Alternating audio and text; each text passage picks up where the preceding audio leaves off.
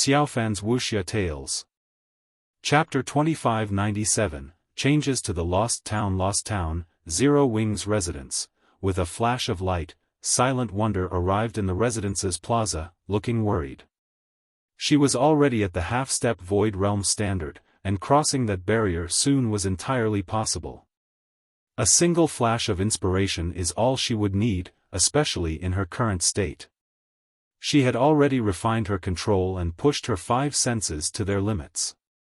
Making a breakthrough in a single battle was likely. Even if she did, however, she'd, at most, reach the Void Realm before the family competition began. Her combat standard still wouldn't compare to Azure's combat geniuses. Thus, she struggled to understand why Xiaofan suddenly wanted her to train in the Lost Town. This wasn't her first visit to the town, and she was aware of the extraordinary tower's astounding effects. The tower was the very reason she had reached the Truth Realm, although reaching the Ascension Realm was still a major challenge for her. In fact, reaching the Ascension Realm would be much harder than reaching the Void Realm. This place, before she had even exited the teleportation array, however, the scenery dumbfounded Silent Wonder. Many of Zero Wing's members fought translucent phantom clones both within and outside of the residence. Their battles were fierce, and some even met their demise. Meanwhile, the Zero Wing members watching from the side seemed envious. However, what truly surprised Silent Wonder was the incredibly low mana density within the Lost Town.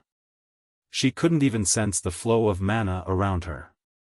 Conversely, the mana within her felt far more apparent than usual.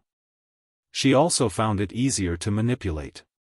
Moreover, her mind didn't feel clogged in the Lost Town like it did in most mana-deficient environments.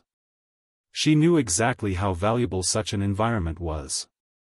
The various powers Tier 3 experts were all busy, desperately hunting for methods to unlock their mana bodies effectively, but perceiving the mana within their bodies was incredibly difficult, let alone manipulate it. The Lost Town's environment made it easier for players to notice their own mana. Naturally, this would be immensely helpful as they work to unlock their mana body's potential. Even so, Silent Wonder shook her head, returning to her prior thoughts. While the Lost Town's training environment had improved, she still only had 6 days left. Since travel to the Western continent would require a full day, she only had 5 days to train. Even in such a useful environment, trying to unlock her mana body in 5 days was asking for the impossible. When Silent Wonder entered the Extraordinary Tower, however, she was shocked again. If the Lost Town were a precious training ground, the Extraordinary Tower was sacred, especially to players trying to increase their mana control. In the tower, she could sense the various mana elements around her and their movement patterns. It felt like nowhere else in God's domain. What do you think? Do you think you can unlock your mana body's full potential before the family competition now? Xiaofan asked as he approached Silent Wonder, smiling when he saw her dazed expression. God's domain offered a variety of ways to increase one's combat power, particularly after players reached Tier 3. The benefits Tier 3 players could gain by improving their mana control were in no way lesser than what they could gain by training their combat standards. I can train here regularly? Silent Wonder asked. This wasn't the first time she had stood in the tower, but it had changed drastically. She found it truly hard to believe that she could spend all her time training in such a sacred place. This environment was astonishing, and it had to come at a high price. Of course, Xiaofan confirmed, nodding. He understood Silent Wonder's concerns, and maintaining the Extraordinary Tower was costly.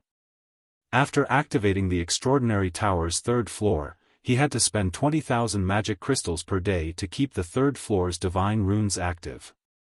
No first-rate guild could afford the expense, but it wouldn't be a problem for Zero Wing.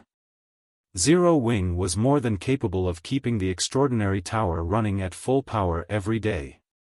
Although I can't make any promises, I should have a high chance of succeeding before the competition, Silent Wonder said after giving the matter some thought. However, are you sure you won't reconsider visiting Violet Sword, guild leader? Violet Sword is the only one harassing my family on the surface, but it's backed by the Zeus Corporation in this. If the situation isn't handled carefully, our guild might not be allowed on the western continent anymore. Thanks to her experiments and the ancient potion Xiaofan had given her, she had unlocked over 30% of her mana body. If she focused on training in the Extraordinary Tower, reaching 100% within 5 days was definitely plausible. However, the family competition was a small matter. The Zeus Corporation was the real problem. The West's guilds under the Zeus Corporation's control weren't limited to the Azure Chamber of Commerce and Violet Sword.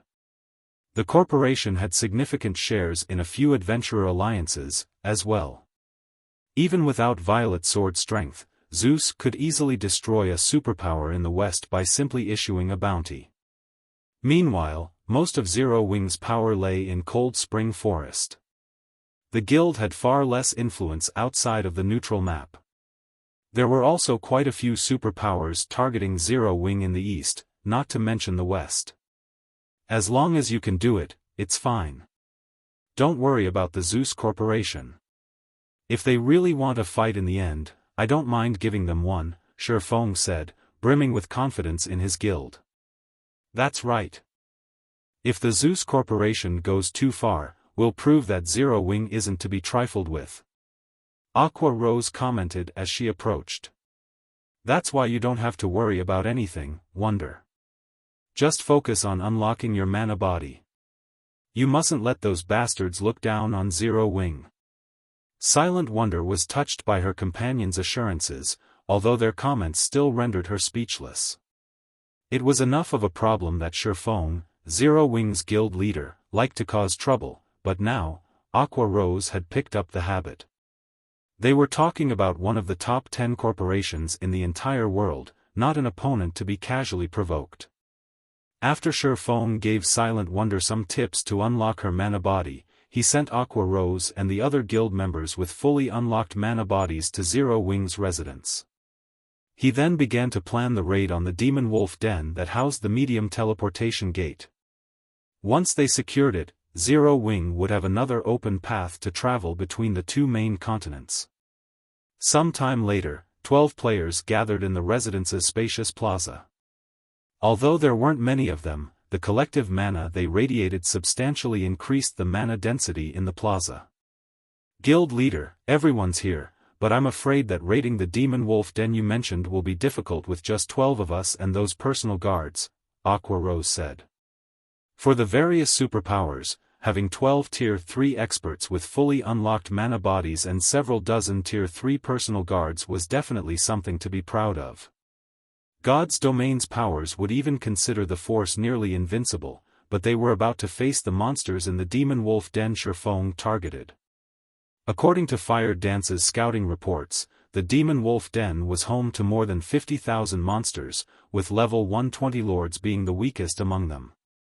Many of these monsters were even ordinary Grand Lords and Grand Lords with special bloodlines. Moreover, the den had a particularly severe environment. Even Fire Dance, who had already unlocked her mana body's full potential, had nearly lost her life during her scouting mission. It would agree with you, but don't we still have a Tier 4 personal guard? Xiaofan countered, chuckling as he gestured to the fully armed Versailles behind him. Read latest chapters at Wuxia World. Him. But his level, Aqua Rose only felt concern when she looked at the elderly NPC. Versailles might have an imposing aura, but she couldn't help the feeling that he would be unreliable. While Tier 4 NPCs were very powerful, Versailles was only a secret silver guard. At best, he could hold his ground against an ordinary mythic monster of the same level, but the old man was only level 112, which was even lower than the gathered players. How was he supposed to help them fight level 120+ mythic monsters or Grand Lord ranked mutated demon wolves that rivaled mythic monsters? The rest of the team worried, as well. They could now afford to risk their personal guards' lives, but resurrecting a fallen guard would still require the precious water of life. It wouldn't be a laughing matter if all of these personal guards fell in battle. Let's go. You'll understand when the time comes, Xiaofan dismissed the matter, still chuckling. He then led the team to the Demon Wolf Denver. Meanwhile, on the western continent, Long Wuxiang had returned to the Azure Chamber of Commerce's residence and relayed Xiaofan's message to his family's elders and grand elders. Chapter 2598, Clever Use of Personal Guards. Winter Empire, Winter City, Azure Chamber of Commerce's residence. The Long family's elders and grand elders sat within a luxurious, top-floor meeting room, all wearing solemn expressions. If a Tier 3 player entered the room, they'd shudder with fear upon sensing these individuals' chilly auras. What arrogance! Zero Wing is too full of itself. That's right. It is simply responsible for a few achievements in the East, yet it assumes it can stand on the same level as Violet Sword in the West. It's ridiculous. Zero Wing wants to negotiate with Violet Sword? Does the guild think it rules the Western continent? The Long family's elders and grand elders were furious when they heard Long Wuxiang's report. They might have understood if Zero Wing had only refused to let Silent Wonder go. They all knew that the guild must have invested a lot of resources in the girl's development, and according to Long Wuxiang's report, she was very close to becoming a Grandmaster Alchemist. The importance of a Grandmaster Alchemist to a guild went without saying. A single Grandmaster could be responsible for an entire guild's prosperity. The best potions currently on the market were Master rank. Obtaining a Grandmaster potion was unthinkable at this stage of the game. Any random Grandmaster potion would be immensely useful, and if a guild could mass-produce such potions, that guild would have an unimaginable advantage. Hence, they would have understood if Zero Wing had tried to fight for her. However, Xiaofan hadn't stopped with a refusal to hand Silent Wonder over. He had also declared that Zero Wing would handle the situation, cutting Azure out. It was no more than calling them all incompetent. Since Zero Wing has had made the promise, we'll wash our hands of this matter for now. Once Zero Wing embarrasses itself, it will learn when to take a step back, the keen-witted, middle-aged man in the seat of honor said. But what are Wonder's thoughts on this, old 5? Wonder is quite hesitant, big bro, but once Zero Wing embarrasses itself, I doubt she'll sit by and watch her guild and family fall into ruin. I am sure she'll head to Violet Sword to continue her development, Long Wuxiang surmised after giving the matter some thought. That makes things simple. All we need to do is let things progress. While Zero Wing might be powerful enough to cause waves on the eastern continent, it can do nothing in the west. I realize that we don't wish to tie our family's elites to the Zeus Corporation. The company has chosen to use us as an example to unify the powers under its command. We have no way out of this mess, the clever man said, sighing. The elders and grand elders in the room fell silent. The Long family had become Azure's leading family and enjoyed untold glory on the surface, but in truth, it faced increasing pressure. If the Long family could not continue to grow stronger, only an endless abyss would await them in the end. After all, the Zeus Corporation only supported the Azure Chamber of Commerce, it didn't care who was in charge. As the clever man had said, Zero Wing couldn't accomplish anything on the Western continent. All the Long family needed to do was sit back and watch the show. While the Long family's elders met, Xiaofan and his party finally reached the dangerous canyon within the East's Demon Wolf mountain range after some time traveling on their flying mounts. The canyon was full of level 120+ demon wolves. Quite a few Grand Lord-ranked mutated Crimson Demon Wolves and 3-headed Demon Wolves rested on the canyon's broken cliffs, and 2 20-meter-tall, Mythic-ranked 3-eyed Ice Demon Wolves rested before a cave entrance, both radiating powerful, frosty auras.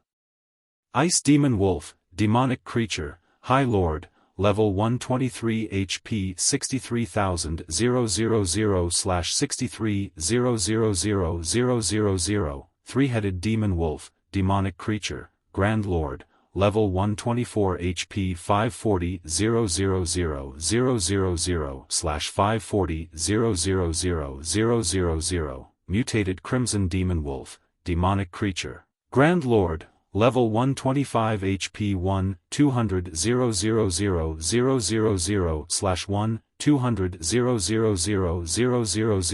Three-Eyed Ice Demon Wolf, demonic creature, mythic, level 127 HP 3,100,000 000/3, 100 000,000. When they saw the countless monsters, Zero Wings members gasped.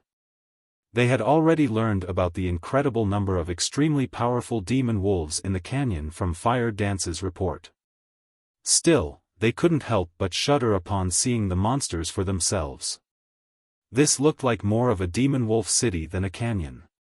Even a team with over 5,000 level 120, tier 3 players would struggle to raid this demon wolf den, much less their team of 12 and several dozen tier 3 personal guards. With just a glance, they counted more than 300 three-headed demon wolves and mutated crimson demon wolves, and the Grand Lords guarded every entrance into the canyon. 2 three-headed ice demon wolves also stood guard at the mouth of the cave. The ice-type mana the 2 level 126 mythic monsters radiated was no laughing matter, and since all of the team's players had fully unlocked their mana bodies, they could sense how much mana the 2 monsters radiated. They felt as if they were staring at 2 gigantic mountains, not just mythic monsters. Enveloped in such overwhelming ice-type mana, manipulating the ambient mana would be impossible. Although they could use their own mana in combat, their mana would be suppressed, and they wouldn't be able to exhibit their skills and spells' full power. Guild leader, must we really clear out these demon wolves? Kola asked. He had wanted to test his new equipment, but he couldn't help his nervous gulp when he saw the demon wolves here. Even if we rely on the personal guards during the fight, I doubt we'll have an easy time. These demon wolves must be dealt with, but we're not relying on the personal guards. We'll be doing the cleaning ourselves, Xiaofan said, shaking his head. We will? His guild leader's plan surprised Kola. Even working with their personal guards, they'd still have a difficult time defeating these demon wolves, yet Xiaofan informed them that they'd take out the monsters on their own. This had to be a joke. Emichim. The demon wolves here are special. Not only are there so many, and they're strong, but they also have high combat standards. Moreover, this environment's mana suppression is quite powerful, which makes using skills and spells incredibly difficult. Players will have to rely on their combat techniques here. Consider this another training ground. From today on, we'll train here, Xiaofan said, nodding. Once you run out of stamina and concentration, return to training in the Extraordinary Tower and recuperate. When you've rested, return here. Clearing this area will be our main task for the next few days. He had wanted to activate the medium teleportation point, boosting Zero Wings' development speed, as soon as possible. However, Xiaofang's most recent battle on the Extraordinary Tower's second floor had made one thing clear: the realms of truth weren't as simple as he had initially assumed. He had thought he had mastered a considerable portion of the realms of truth's principles, but in reality, he only knew the tip of the iceberg. He had never once truly exhibited the realms of truth's full potential during combat. Meanwhile, Tier 3 was only a transition period for true powerhouses. The difference between their strength and that of ordinary experts would become more prominent as players reached level 120 and began to challenge their Tier 4 promotion quests. While Zero Wing had plenty of expert players, very few qualified to be called peak experts, and even fewer were apex experts that had reached the domain realm. Although powerful weapons, equipment, and bloodlines would be quite helpful during players' Tier 4 promotion quests, their combat standards would be the deciding factor between completing the quest or not. This would be particularly true of players who challenged their Tier 4 promotion quests at a low level. They'd face much higher combat standard requirements than if they waited. Since the Zeus Corporation was taking measures to consolidate its power, it was obvious that the various superpowers and major corporations had realized the significance of Tier 4. As a result, they were pooling their resources to nurture their peak and apex experts in preparation for their Tier 4 promotion quests.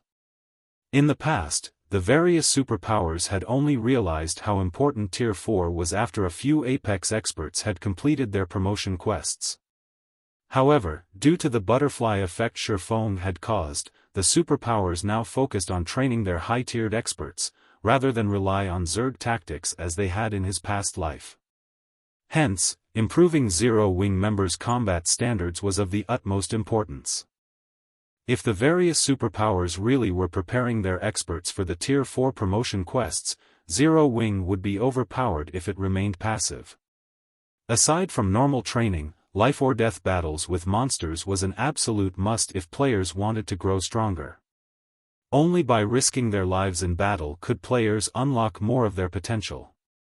Now that Zero Wing had the Extraordinary Tower and the Demon Wolf Mountain Range's special region in its grasp, he had to take advantage of these benefits.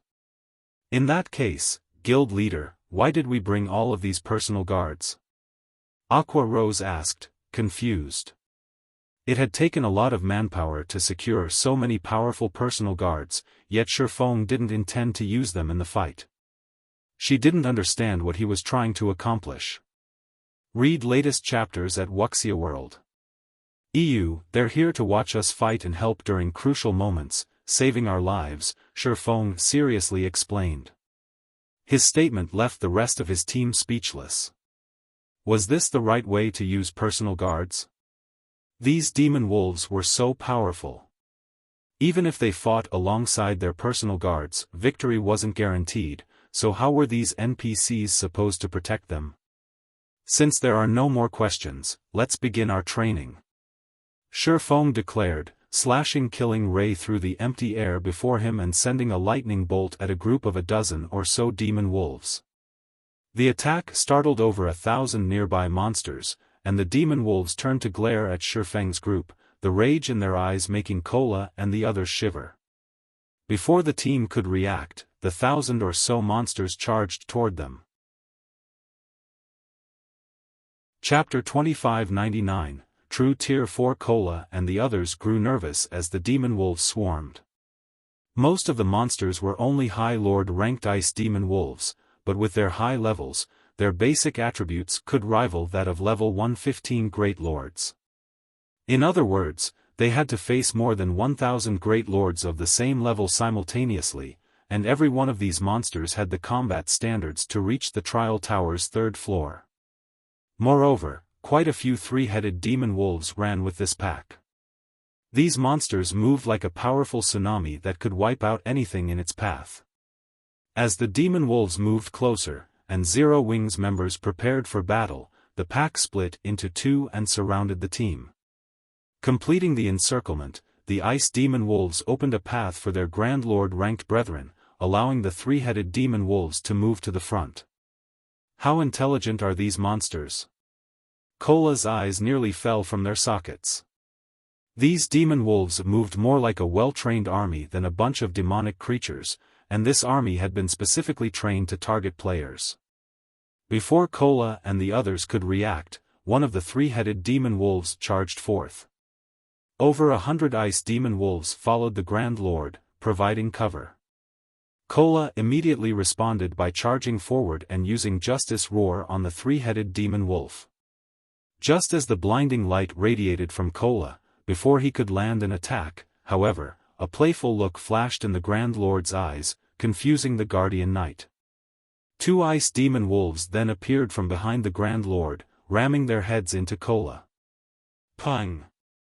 The ice demon wolves bounced off Kola's armor, flying back, and the MT's assault came to a grinding halt. Before Kola could regain his stance, the three-headed demon wolf's paw descended toward him, enveloped in an ink-black glow. Don't you dare think I'm that easy to kill. Kola roared, reacting quickly and raising his shield to block the attack. The instant he raised his shield, however, he was dumbfounded. This time, 3 more ice demon wolves appeared from the Grand Lord's sides. A two-pronged assault. Despite the fact that demonic creatures shouldn't possess much intellect, these demon wolves knew how to work together to launch complicated assaults. Moreover, their coordination was simply perfect. They had executed their strategy with flawless timing. Not even players could pull off such a tactic. It was as if these demon wolves had practiced relentlessly to deal with him specifically. Just as Kola thought all hope was lost, an ice wall rose up around him. Boom! The wall shook violently when the three-headed demon wolf and 3 ice demon wolves collided with it, but it held steady. Stunned, Aqua rose and the others glanced toward the origin of the ice wall's mana. None of them had been able to react to the demon wolves' attacks in time to save Kola, but someone had cast ice wall around the MT just before the 4 monsters' attack landed. The ice wall was only a tier 2 spell, yet it had even stopped the Grand Lord ranked 3-headed demon wolf. It was unbelievable. Locating the caster, the team stared at Versailles, the elderly man behind Xiaofan. However, to their surprise, there wasn't a magic array around the NPC or the crystalline staff he wielded, yet he had created the ice wall. When players cast spells, they first needed to form the necessary magic array. Even instantaneous spells required arrays to cast, and all magic arrays took time to form. Although instantaneous spells arrays manifested much faster, time was still needed for their completion. Versailles, however, had cast the tier 2 ice wall without any magic arrays as if the spell had taken shape with a thought. Moreover, his ice wall was astonishingly powerful. Enraged, the 3-headed demon wolf glared at Versailles. All 3 of the Grand Lord's heads opened their maws, and a twofold magic array began to form beneath the monster's feet. After a brief pause, the 3 wolf heads spat a frightening storm, resembling a hurricane, which threatened to devour everyone in the area. No one had any time to dodge the attack. In response, Versailles lifted his free hand and summoned a rock wall, isolating them from the 3-headed demon wolf. The powerful storm attack didn't even shake the rock wall. Even after exhausting its energy, the storm only cleaned the wall of loose dirt. Kola and the others were flabbergasted. That attack had undoubtedly been a tier 3 curse. Including the fact that the 3-headed demon wolf was a level 124 Grand Lord, the attack rivaled a full-powered hit from a level 120 mythic monster, yet Versailles had effortlessly blocked it. Meanwhile, the tier 4 NPC summoned stone spikes beneath the other 2 3-headed demon wolves, who were preparing a long-range ambush, and broke the other Grand Lord's concentration. A tier 4 NPC is actually this strong? Aqua Rose was utterly baffled as she watched. She had thought Xiaofan was overestimating Versailles, who was only a level 112 secret silver guard. He might be a tier 4 NPC, but fighting this formidable demon wolf army should still give him some trouble. But after witnessing Versailles' performance, she understood why Xiaofan thought so highly of the elderly NPC. Versailles had instantly cast 3 spells to interrupt the 3 Grand Lords' attacks. In other words, he could triple instant cast. Moreover, all 3 of his spells were incredibly powerful, despite their low tier. Versailles was on a completely different level than the tier 4 NPCs she had encountered before. Everyone, be more careful. Although we have Versailles protection, it isn't foolproof. These demon wolves are extraordinary. Not only are they incomparably cunning, but they also know how to take advantage of all sorts of opportunities. You need to be vigilant at all times, Xiaofan warned, chuckling when he saw his teammate's surprise. Any NPC that could reach tier 4 was a dragon among men. These individuals could protect entire cities without help. How could any of them possibly be weak? Moreover, humans at tier 4 were completely different from monsters at the same tier. Humans needed to rely on techniques and mana control to complete their tier 4 promotion quests, but monsters could reach the tier as long as they and their bloodline were sufficiently powerful. Hence, even if a tier 4 human NPC was slightly lower leveled than a tier 4 monster, they could rely on their superior techniques to fill the gap. Furthermore, a tier 4 secret silver guard's growth rate was by no means lacking. Xiaofang's warning snapped everyone from their stupor, and a passionate flame began to bum in their eyes. The demon wolves before them were indeed extraordinary. That was clear after witnessing Cola's brief battle. Not only could these monsters chain their attacks, but they also knew how to target players' weak points. Most importantly, this wasn't a training session, but a life-threatening battle where they could exhibit their full potential. This was a battlefield that all expert players dreamed of. The 11 team members immediately cleared their minds and focused on the fight before them. Although their attention was on the demon wolves in front of them, they kept an eye on the monsters around them, as well. Xiaofan wasn't idle either. He immediately charged at 2 of the 3-headed demon wolves in the distance, trying to integrate his basic combat techniques in his every movement. Trying to use combat techniques with every action was incredibly difficult. When he had fought the swordsman on the extraordinary tower's second-floor staircase, he hadn't spared any attention or time for conducting such experiments. The tower had reduced his physique to that of a Tier 1 player, and he had barely been able to keep up with the second-floor's swordsman as it was. If he had tried to combine combat techniques with his movements, his efforts would have yielded the opposite effect. Fortunately, these demon wolves were the perfect practice targets. Not only did they target players' weak points, but he could also maintain his Tier 3 physique during the fight. He would have more than enough energy to spare for practicing his combat technique integration. Xiaofan proceeded to engage in a bitter battle with the 2 3-headed demon wolves and several hundred nearby ice demon wolves. Whenever he focused his attacks on the Grand Lords, the ice demon wolves pounced to intercept him. Some of the High Lords even used the chance to launch surprise attacks, preventing Xiaofan from using any of his skills or spells. He could only rely on combat techniques, which were faster, to defend himself. As the battle progressed, Xiaofan grew increasingly familiar with using basic combat techniques in combat. Initially, he had only been able to execute a basic combat technique perfectly once every dozen or so moves, but he gradually reduced that to 5 or 6 moves. As he did, his fight against the 3-headed demon wolves became easier. Now, even his normal attacks were stronger than the level 124 Grand Lords. In fact, Xiaofan began to gain the advantage against the 2 3-headed demon wolves and several hundred ice demon wolves as the battle continued. Aqua Rose and the others also improved with flying speed. At first, their fight with the demon wolves had been arduous, and Versailles had had to rescue them from time to time. However, they began to learn how to use their environment, and now, all of their movements resembled combat techniques. The team continued to train for 5 consecutive days. During that time, they traveled between the Demon Wolf Den and the Extraordinary Tower. Not only had all of the team members reached the Ascension Realm standard in the end, but Fire Dance, Violet Cloud, and Aqua Rose had also created customized bronze combat techniques. Everyone had also leveled with astonishing speed. The Demon Wolf Den's monsters didn't drop loot, but they did grant abundant EXP. In addition, Xiaofan had sent the personal guards to clear out a portion of the den while everyone trained.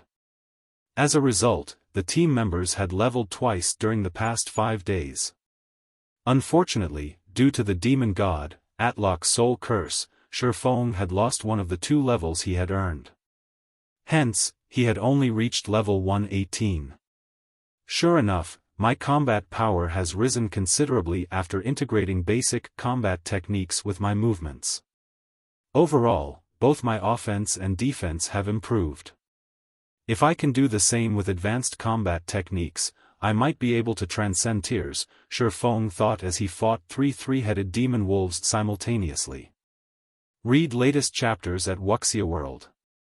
EU. After 5 days of frantic training, he had finally merged basic combat techniques with his movements. Now, he could effortlessly execute a basic combat technique with every action. As a result, his strength had undergone a qualitative transformation, and he could now pass the 90th step on the Extraordinary Tower's second-floor staircase. However, he still hit a roadblock on the 96th step during his fight with 3 black swordsmen. If he wished to defeat them, he'd have to become as powerful as the black swordsman, integrating advanced combat techniques in his movements. Unfortunately, the feat was too difficult to accomplish as he was. Advanced combat techniques consumed a lot more stamina and concentration than basic combat techniques. They were also far more complex. Executing an advanced combat technique normally was already a challenge. Trying to use one with every action was beyond Xiaofan right now. Guild leader, we're almost out of time. If we don't hurry to the Western continent now, Wonder won't make it for the family competition, Aqua Rose announced when she realized Xiaofan was engrossed in his fight. It's already time? Xiaofan felt as if time had passed too quickly. Alright, let's get ready to return, then. Chapter 2600, Monstrous Upstarts West Continent, Frost Hills, Azure City. As a guild city in a level 90 neutral map, Azure City played a transitional role for many of the Winter Empire's players as they prepared to travel to level 100+ maps. Including the fact that the city's ruling guild, the Azure Chamber of Commerce, was one of trade and business, the city had become the largest trade hub in the Empire. Many players and powers traveled to Azure City on business, and the city enjoyed easily over 5 million visitors per day. A long line of players had formed at the city gates, waiting to enter, and from time to time, they saw gigantic flying mounts pass overhead, making the ordinary players in line jealous. Azure City is amazing. I've never seen flying mounts in other guild cities, yet so many have passed by while I've been in line, an independent, level 103 berserker exclaimed as he watched a two-headed vulture soar past. There are usually quite a few flying mounts coming and going from Azure City every day, but there seem to be far more today. I've heard that Azure is hosting the competition for its younger generation and has invited several powers to watch. I assume those flying mounts belong to the invited powers' upper echelons, a level 108 youth wearing a guild emblem explained. A competition among Azure's younger generation? The comment confused the berserker. What's so great about that? Isn't it just a PvP tournament between a bunch of unknown upstarts? It's not even a competition between peak experts, yet all of these powers are attending with such fanfare. I take it you don't know much about Azure. Azure is a veteran guild run by multiple families. Its main shareholders make their living through virtual reality games. Unlike the various superpowers experts, who generally start training only after turning 15 or 16, Azure's younger generation start their training during childhood. They're all astonishingly strong, far stronger than the various superpowers' ordinary experts. Some of them are even stronger than the superpowers' peak experts, the elementalist youth explained, rolling his eyes. Moreover, this competition revolves around combat standards and techniques. You can learn plenty just by watching the fight. Why else would Azure's partnered powers bother showing up? I bet most of them have brought their younger talents to watch, as well. I heard that this year is going to be extraordinary. Many of Azure's younger members have been training with Violet Sword. A few days ago, Violet Sword even announced that someone from Azure's younger generation fought Wildfighter, one of the vice-commanders for the Chamber's strongest trump card, to a standstill. Violet Sword's upper echelons were stunned, a level 110, tier 3 swordsman wearing a guild emblem similar to the elementalist youth said.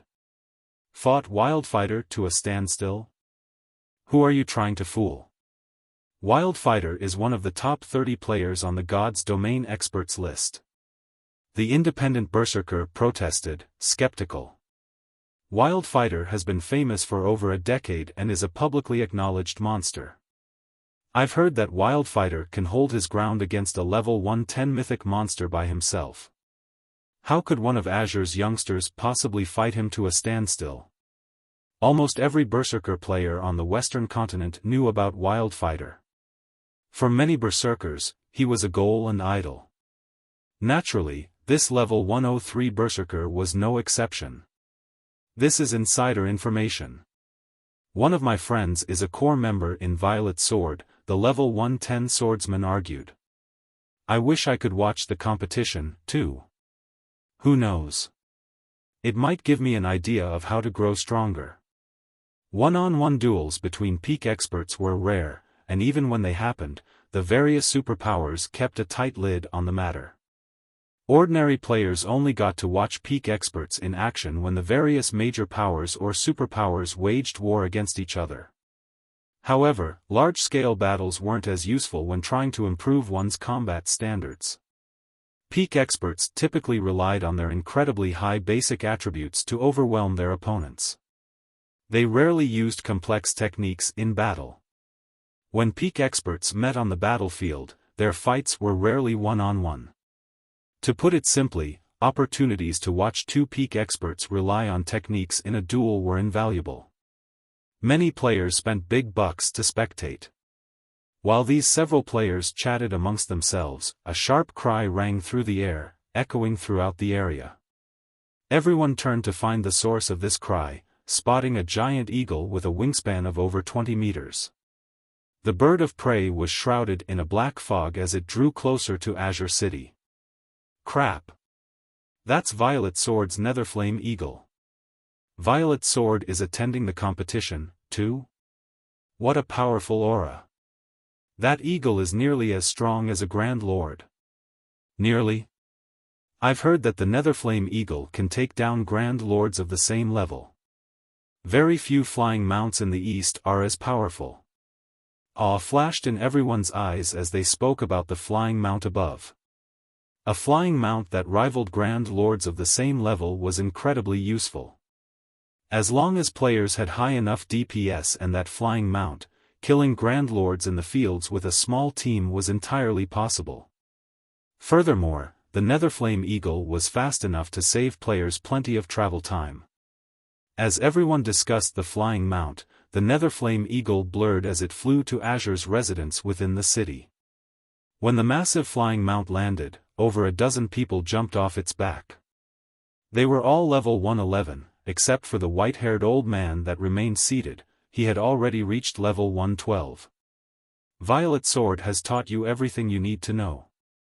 I hope you won't disgrace the guild's good name. If you fail, you'd better not mention that I taught you. You won't get a second chance to train with Violet Sword, either. The white-haired elder indifferently warned his travel companions. Don't worry, Instructor Tori. We'll show the Long family how foolish they've been to decline your training, a silver-eyed, blue-haired youth with a great sword slung across his back respectfully promised. Good. I will be waiting in Holy Flame City. Do not disappoint your elders or me, the white-haired elder said, nodding. His gaze held a hint of warmth as he looked down at the blue-haired boy. Atop his Netherflame Eagle, the white-haired elder left the city. Meanwhile, the blue-haired youth's group immediately attracted the attention of Azure's members and upper echelons. Fifth uncle, they've clearly grown a lot stronger during their training, especially Solitary Frost. I still can't believe he fought Wildfighter to a standstill. I've also heard that he has a favorable view of Yan Xiaoqian, and she has made great progress with her training. They won't be easy opponents, Burning Owl cautioned, astonished as he watched the group of youths in the middle of the plaza. Burning Owl had thought he had a chance of securing one of the top 3 positions in the upcoming competition, but after seeing the other family's experts return from their training with Violet Sword, his confidence started to waver. Let's hope Silk Moon has improved as well. Otherwise, our family might struggle to rank among the top 3, Long Wuxiang agreed, frowning. The Long family didn't expect to earn first place in this competition. The gap between their younger members' strength and the other family's participants was simply too large. Solitary Frost, in particular, was on an entirely different level, and many of the others had already reached the Void Realm. Silk Moon, the Long family's most talented combat player among the Long family's younger generation, was the family's last hope. Just as Solitary Frost's group was about to leave the plaza, and the crowd was about to disperse, everyone heard a loud humming from above the city, causing quite the commotion. Read latest chapters at Wuxia World. EU, what's that sound? Is some kind of special event about to happen in Azure City? Everyone was curious about the humming sound, with many players emerging from hotels and bars to get a better look at its source. When everyone found the sound's origin, however, they were all dumbfounded. 100-meter-long, steel behemoth flew toward the city as they watched. What's going on? Is that a flying ship? Chapter 2601, Zero Wing's Arrival. Competition begins. The flying ship's arrival startled Azure City's players. Many of the powers that had come to watch Azure Chamber of Commerce's competition were stunned. Aside from how rare flying ships were in God's domain, its colossal size was shocking enough. Flying mounts, which most players thought were gigantic, looked like children in comparison. Which power owns that flying ship? Doesn't showing up like this seem like grandstanding? Has a super guild come to watch the competition? Azure City's players fell into heated discussions as they watched the rapidly approaching flying ship. The various powers members, who had come to spectate Azure's competition, were especially taken aback. Everyone wanted to know who owned the airborne vessel. Flying Mount's aerial combat power was nothing compared to that of a flying ship. Such a vessel was also stronger than Flying Mount's in other aspects. A flying ship could instantly elevate any ordinary guild standing in God's domain. The guild's main force might even develop as quickly as the main force from a first-rate guild. While everyone discussed the ship's arrival, the flying ship drifted to a stop above the plaza in Azure's residence. When it landed, everyone eagerly stared at the ship's hatch, overcome with curiosity. Several cloaked players, all of whom had concealed their information and appearances, disembarked. One woman, however, wasn't wearing a black cloak. Rather, she wore luxurious, dark blue mage robes and instantly became the center of attention in the plaza. Players didn't just stare because of her powerful aura. Everyone was also astonished that she had actually reached level 113. She was the highest-leveled player they had ever seen. The white-haired elder from Violet Sword had already reached level 112, yet this woman surpassed him by one level. She was obviously an extraordinary expert. Silent Wonder?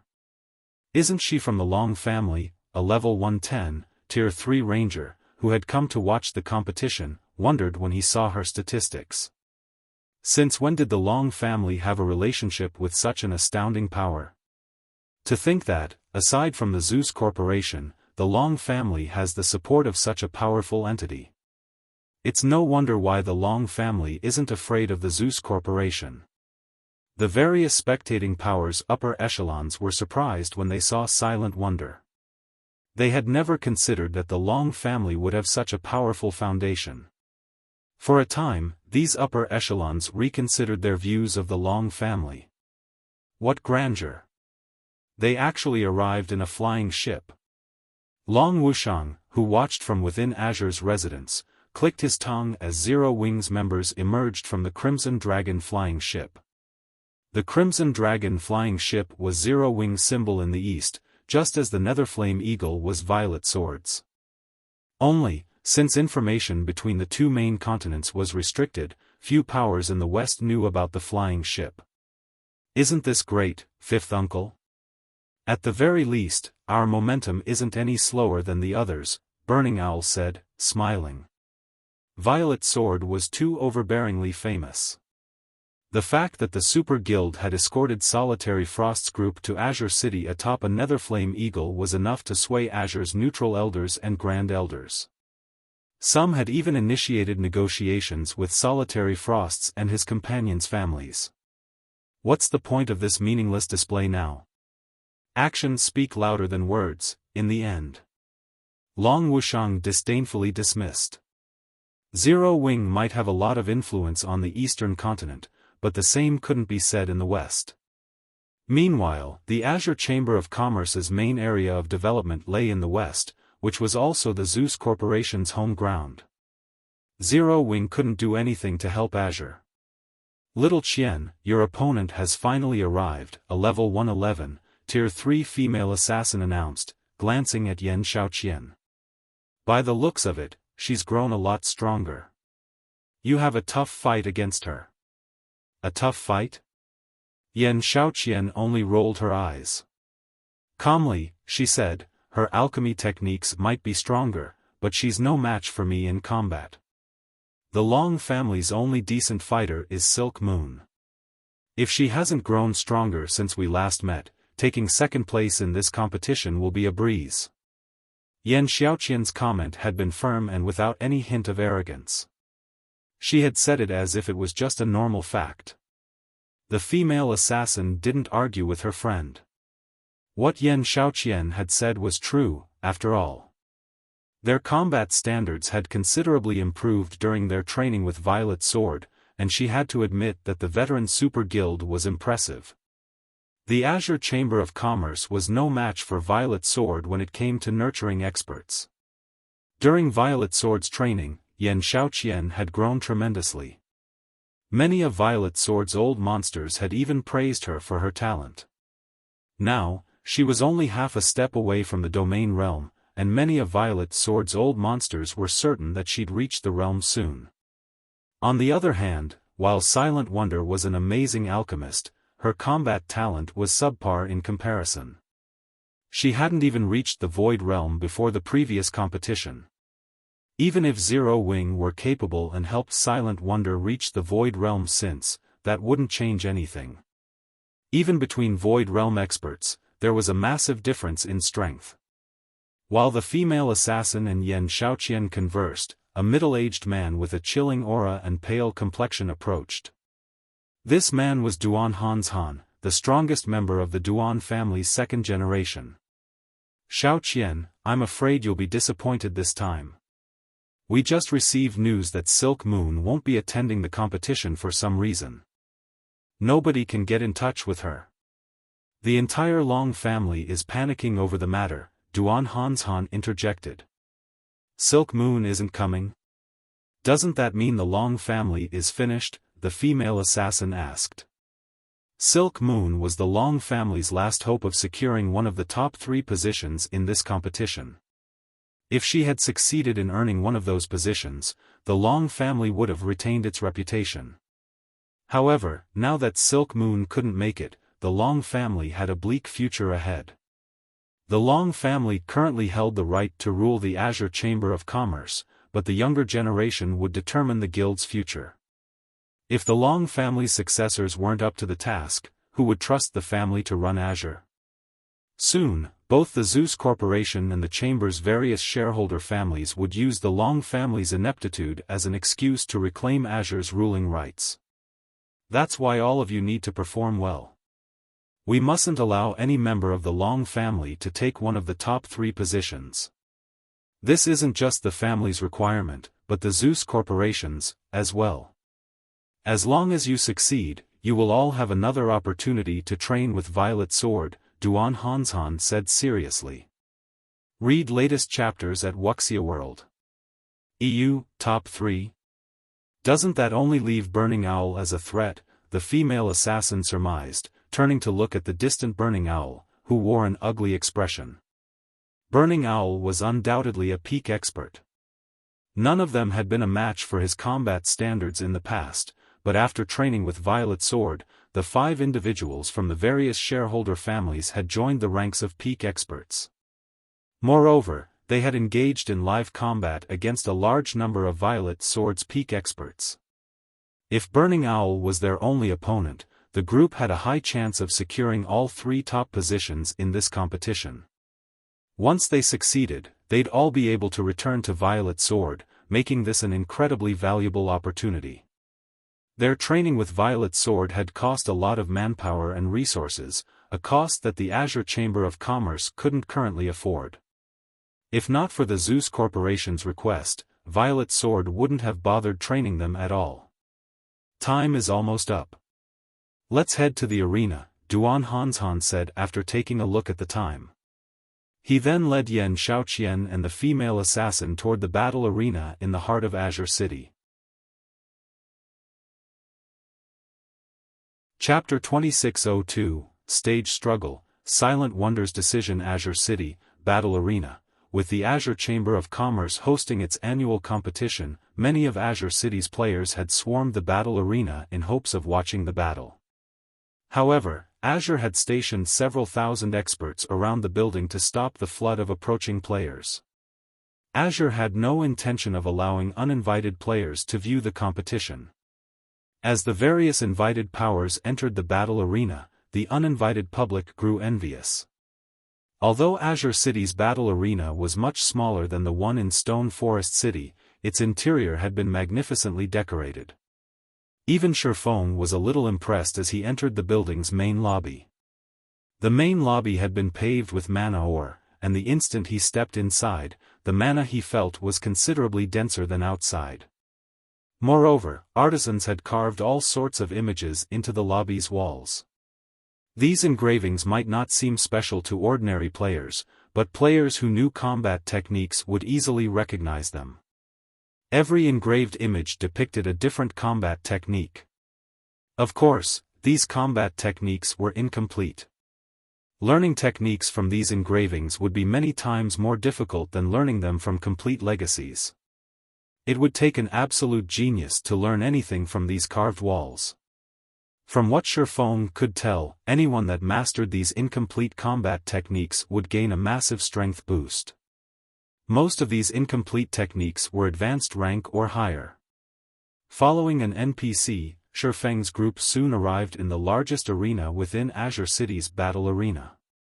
The room could easily accommodate over 10,000 spectators, and all of the stages within had been made with mana Oregon. On these stages, players would be able to exhibit extraordinary combat power, making their fights far more interesting. By the time Xiaofan's group reached their seats, most had already been filled. The majority of the spectators were either talented newcomers from the various powers or Azure's core members. Excitement filled the air as everyone watched Azure's younger members approach the center stage, one after another. We already know who's taking first place, but I wonder who will earn second place. I think Vice Guild leader Burning Owl from the Long family has a high chance. He's already been acknowledged as the third strongest member of Azure's younger generation. I've also heard that he's recently mastered an advanced footwork technique, so he should have grown significantly stronger. Burning Owl might have been strong before, but times have changed. There's a rumor that quite a few members from the other families have reached the Void Realm. I think Burning Owl will have a hard time claiming one of the top 3 spots. All of the spectators had their guesses of who would secure the competition's second place. Everyone was certain that there were 6 candidates that could vie for the position, and all 6 had reached the Void Realm. However, nobody was certain which of these 6 candidates would succeed. After all, players could gain a massive amount of combat power from a single moment of inspiration once they had reached the Void Realm. Hence, all 6 candidates had a chance of taking second place. While the audience chatted amongst themselves, a middle-aged man in light gray leather armor with 2 long swords across his back took his place on the center stage. This man didn't look very old. At most, he should be in his 40s. His aura wasn't all that intimidating either. On the contrary, his aura was as calm as the surface of a lake on a summer day. When he took the stage, however, the arena fell silent. Crap. He's presiding over the competition this time? The GCPs it cost to watch this competition were really well spent. When the crowd saw the middle-aged man, their eyes glowed with excitement. This man was Sinful Flame, the Azure Chamber of Commerce's strongest member. It was rumored that he could even fight Netherworld Empire's #1 assassin and the commander of Mythology's strongest trump card legion to a standstill. He even ranked as one of the top 10 experts on the God's Domain experts list. Sinful Flame rarely appeared in public and generally focused on training for his rematch against Netherworld's assassin and Mythology's commander. With such a mythical individual before them, how could the crowd contain their excitement? Furthermore, during Azure's annual competitions, the first-place winner had the privilege of fighting the host. This meant that the audience would get to watch Sinful Flame in action. This was an incredibly rare opportunity. I won't bore you with nonsense. During past competitions, we have chosen 6 members from the first phase to participate in the main event. However, Azure has gained much over the last year. As many as 7 of our members have reached the Void Realm and beyond. Rather than the usual 6, we will choose 8 individuals to participate in the main event this year. Sinful Flame announced, glancing at the youngsters before him. Any of you who wish to challenge yourselves may begin, but because we have quite a few who have reached the Flowing Water Realm, every member may only challenge 2 opponents, instead of the usual 3. Choose wisely. When Sinful Flame finished his opening statement, the central stage split into 8 smaller stages, each with a 60-yard radius. It gave Tier 3 players more than enough room to display their skills. In addition, the same rules applied to every stage. All players' basic attributes would be equalized. This would ensure that the fighters had to rely on their combat standards to win. Once the 8 stages settled in place, Solitary Frost and the other Void Realm or higher experts split up, choosing a stage. The other members from the various families hesitated to approach the 8th stage, however. Solitary Frost's team of 7 clearly had incredibly high combat standards, but the rest of the participating members had only reached the Flowing Water Realm. Challenging these 7 would only result in one outcome: defeat. None of them were foolish enough to waste their 2 challenge opportunities. If they took the 8th stage, however, they'd be forced to face numerous opponents. While they might be able to secure consecutive wins, every battle would expose more of their strength. This, in turn, would reduce their chances of winning. Why isn't anybody taking the 8th stage? Sinful Flame demanded. Aside from the usual rewards the guild has prepared for the top 3 victors, the Zeus Corporation has promised to send the top 8 fighters to train in Violet Sword's magical secret land. You should all cherish this opportunity. Read latest chapters at Wuxia World. EU. With that, excitement flashed in the participating players' eyes. Violet Sword occupied a magical secret land that came with a training ground that had survived since ancient times. Although training in this secret land wouldn't be as beneficial as their prior training with Violet Sword, it could help players rapidly improve. If they could spend some time in that secret land, breaking through to the Void Realm would be entirely possible. They might even become an elder in the guild. Suddenly, every one of these players made a mad dash for the 8th stage. Is Second Sister holding back?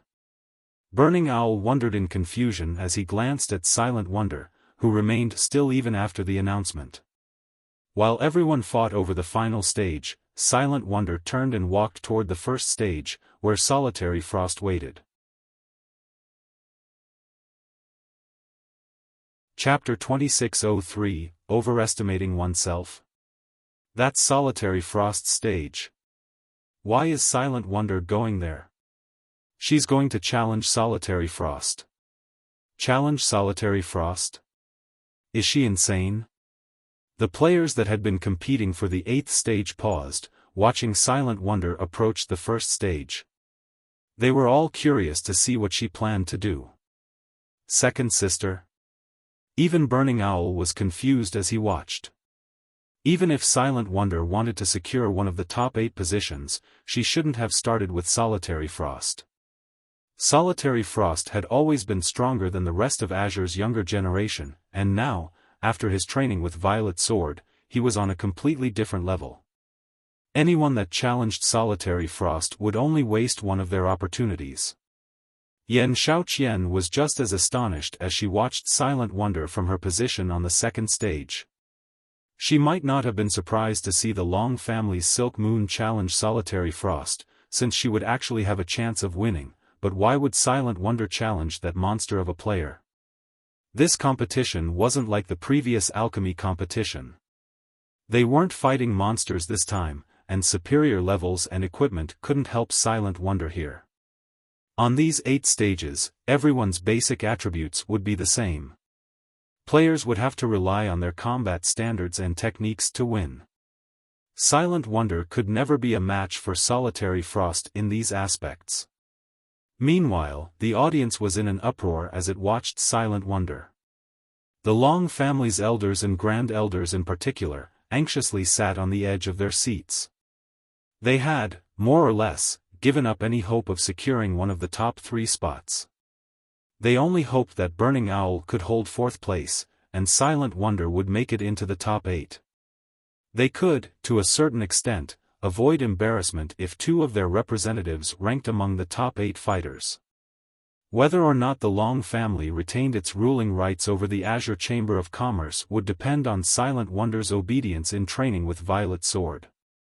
As long as she did, the Zeus Corporation would stop meddling in Azure's affairs, and the family would be safe. And yet, the foolish girl was about to waste one of her challenge opportunities on Solitary Frost. "That girl is quite brave," Sinful Flame muttered, praising Silent Wonder as she stepped onto the first stage. Solitary Frost, on the other hand, showed no appreciation for Silent Wonder's courage. Rather, he seemed to look down on her. "To challenge me directly, it seems you've improved quite a bit in Zero Wing, Wonder," Solitary Frost said coldly. The selection for the 8 finalists had just begun, yet Silent Wonder had chosen to challenge him now. If she were truly powerful, she would be more than capable of facing off against him in the main event. By choosing him now, she was declaring to every player in the arena that he was an easy opponent. Essentially, she was trying to humiliate him. "Emicham. I have indeed improved in Zero Wing, so I'd like to test my limits on you," Silent Wonder honestly replied, nodding. "I guess you're serious, then," Solitary Frost reasoned, his anger subsiding as he realized that Silent Wonder wanted to fight him in earnest, not make fun of him. His expression shifted, becoming serious, and he pulled the silver greatsword from its sheath across his back. "In that case, show me how much you've grown in your little guild." "Thank you." Silent Wonder offered the words of gratitude, knowing Solitary Frost would take her seriously. "There's no need for that. I appreciate all true challengers.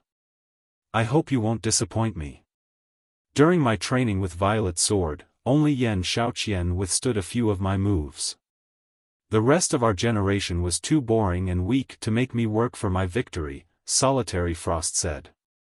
By the time Solitary Frost finished his last statement, Sinful Flame had arrived in the center of the stage. "Since you both agree, let the match begin," the older man announced after taking a good look at the 2 youngsters. A roar of excitement swept through the spectator stands when the crowd heard Sinful Flame announce the start of the match.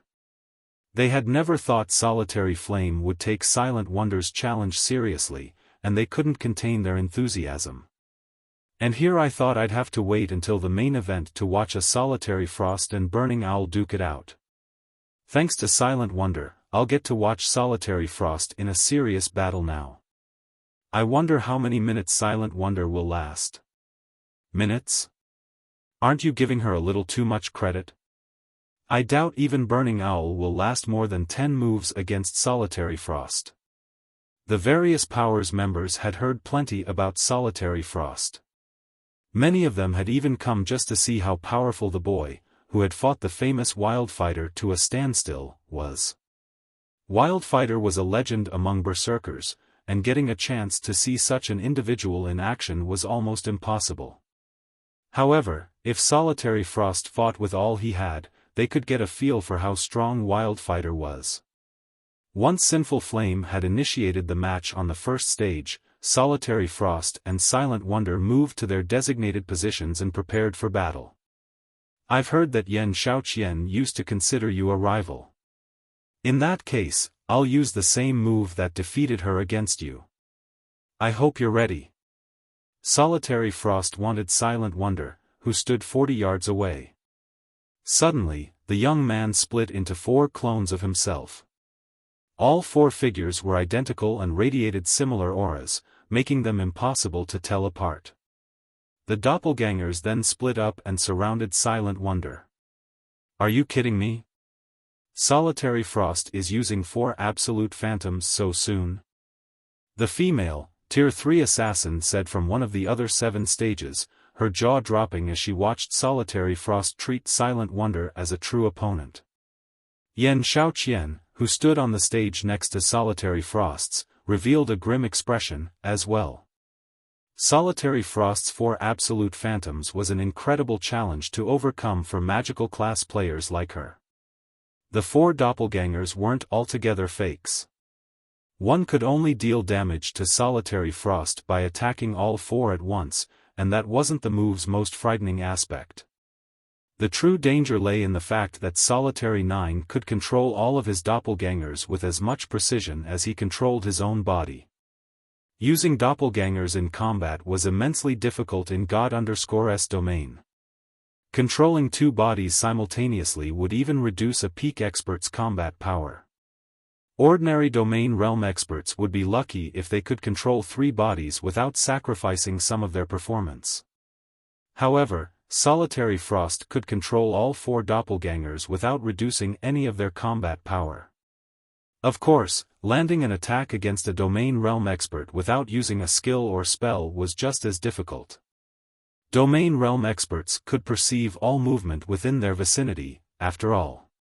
Relying on their keen senses, they could preemptively evade and launch counterattacks. Fighting Solitary Frost's 4 absolute phantoms would be as challenging as facing 4 domain realm experts simultaneously. For peak experts, this move was an absolute nightmare. And once a magical class player allowed a melee player, especially a domain realm expert, to move within attack range, it was game over. Amazing! Silent Wonder exclaimed, admiring Solitary Frost's perfect control. Face my 4 absolute phantoms. Silent Wonder's admiration wouldn't slow Solitary Frost down, and his 4 doppelgangers encircled their opponent, rapidly closing in.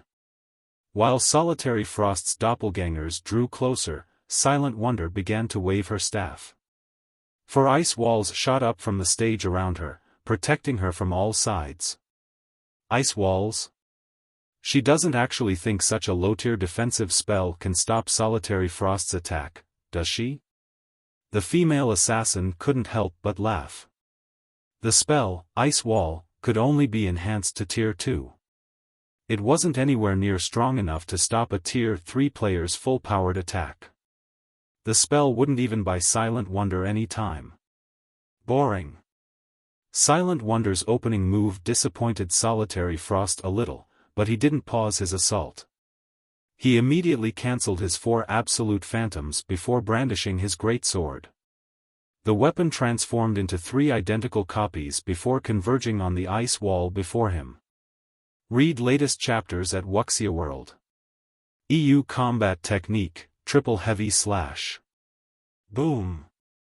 As the greatsword crashed into the ice wall, a deafening boom filled the arena. How is that possible? Solitary Frost was stunned and his attack failed to deal any damage to the ice wall. Moreover, the recoil had left both of his arms numb as if he had just struck an impenetrable wall. Although Silent Wonder had only reached the half-step Void Realm standard, she could easily defeat Void Realm experts with this advantage. Not even Yan Xiaoqian, who was only a step away from the Void Realm, would be a match for her. You fully unlocked your mana body? Solitary Frost's fighting spirit flared, a passionate flame dancing in his eyes, when he looked at Silent Wonder behind the ice walls. It's no wonder why you were bold enough to challenge me. I've never fought an expert with a fully unlocked mana body, so show me how powerful it truly is. The Berserker raised his greatsword and leaped into the air, aiming for the one area where Silent Wonder didn't have an ice wall's protection. Advanced Combat Technique, 7 consecutive flashes. The greatsword transformed into 7 streaks of light, covering the entire area within the ice walls and leaving Silent Wonder no room to dodge. In response, Silent Wonder used Blink, immediately appearing 30 yards away and evading Solitary Frost's attack. With a wave of her staff, she then summoned over a dozen magical arrays around her opponent. The arrays released a barrage of flame spears, each with enough power to rival a Grand Lord of the same level. As if Solitary Frost had anticipated this move, he tightened his grip on his greatsword and twisted in the air. Tier 3 Skill, Berserk Dance. Solitary Frost rapidly rotated in the air, his great sword leaving arcs of crimson light in its wake that blocked the incoming flame spears. He executed Berserk Dance with over a 90% completion rate even from that position. Is he a monster? Shocked, Burning Owl stared at the crimson sword lights surrounding Solitary Frost. While Tier 3 skills were quite powerful, achieving a high completion rate with them was very difficult. Even as a Void Realm expert, Burning Owl could only execute the Tier 3 Berserk Dance with around an 85% completion rate, and that was only with optimal conditions. Despite activating the skill in midair, however, Solitary Frost's completion rate was over 90%. Meanwhile, just as Solitary Frost was about to land, earthen spikes shot up from the ground below him. A two-pronged assault? That might be useful against peak experts, but it will do nothing against Solitary Frost, the female assassin standing on the nearby stage said, sneering at the magical attack. A domain realm expert could perceive everything within their surroundings. Even a perfectly timed ambush would be useless against such an expert. The instant they took action, the targeted domain realm expert would discover the attack. Still calm, the berserker brandished his great sword and shattered the first round of earthen spikes. He then used his momentum to evade the second wave of spikes. Landing, Solitary Frost used Flame Charge, dashing toward Silent Wonder. Rather than make a beeline for his target, however, he combined a complex footwork technique with his charge. The berserker split into 6 afterimages, rushing toward Silent Wonder from different directions. Advanced footwork, Mirage Steps. His execution was flawless, and the afterimages were impossible to tell apart. In a fraction of a second, he was within 15 yards of the elementalist. It's over. Your mana body might have tremendously increased your casting speed and power, but you lack control of your surroundings. You still can't use your advantage to its fullest. Solitary Frost roared as he moved within 10 yards of Silent Wonder. He then swung his great sword. Tier 3 Taboo Skill, Triple Flame Scythe. 3 flaming crescents threatened to devour Silent Wonder with even more power than that of a Grand Lord of the same level. But, just before the attack landed, a gigantic, crimson magic array appeared beneath Silent Wonder's and Solitary Frost's feet. The instant the array completed, a towering pillar of fire exploded forth. Not only did the flames swallow the 3 flaming crescents, but it devoured Solitary Frost and Silent Wonder, as well. Read latest chapters at Wuxia World. What? A 3-pronged attack? She actually hit a red lotus of fire beneath her? Yan Xiaoqian could not believe her eyes as she stared at the raging pillar of fire before her. Yan Xiaoqian had assumed her rival had only prepared a 2-pronged attack. She had never dreamed that Silent Wonder would use herself as bait to lure Solitary Frost into the red lotus of fire, a Tier 3 curse. After 3 seconds, the flaming pillar subsided, revealing Solitary Frost's charred corpse on the stage. Although Silent Wonder hadn't emerged from her own attack unscathed, she still had 1/3 of her HP remaining due casting Flame Shield earlier. I might not have a good grasp on my surroundings, but when it comes to power and technique, I'm much stronger than you. Silent Wonder told the berserker's motionless corpse. From above the stage, a bell rang, signifying the end of the match. At the same time, the system announced Silent Wonder as the victory, momentarily silencing the stunned crowd. Chapter 2605, Spiritualization Realm appears once more, Solitary Frost lost? This is a joke, right? He even rivals Wildfighter. A player can become so strong after fully unlocking their mana body? Silent Wonder's victory flabbergasted everyone. There were quite a few peak experts in the audience, as well as some domain realm experts. Hence, they hadn't had any trouble seeing and understanding what had happened in the battle between Solitary Frost and Silent Wonder. They were certain that Silent Wonder hadn't reached the Void Realm, and there was a massive difference between her and Solitary Frost. Even if her casting speed and spell power had greatly improved, thanks to unlocking her mana body's full potential, logically, Solitary Frost should have been able to bridge the gap by relying on his superior combat standards when their basic attributes were on the same level. In fact, despite not being a match for the Elementalist head-on, Solitary Frost had evaded all of her attacks and targeted Silent Wonder's weak points during the first half of the match. In the end, however, Solitary Frost had still lost. How were they supposed to wrap their minds around this? Second Sister won, just like that? Burning Owl was just as stunned as the players in the audience. He had thought that even if Silent Wonder was no match for Solitary Frost, no one else among Azure's younger generation could take on his second eldest sister. With her here, the Long family was practically guaranteed to retain its ruling rights in the Azure Chamber of Commerce. But he hadn't actually expected Silent Wonder to defeat Solitary Frost. Now, the other shareholder families had lost any excuse to threaten the Long family's position. Not even the Zeus Corporation would be able to complain about the family. Excellent. Magnificently done.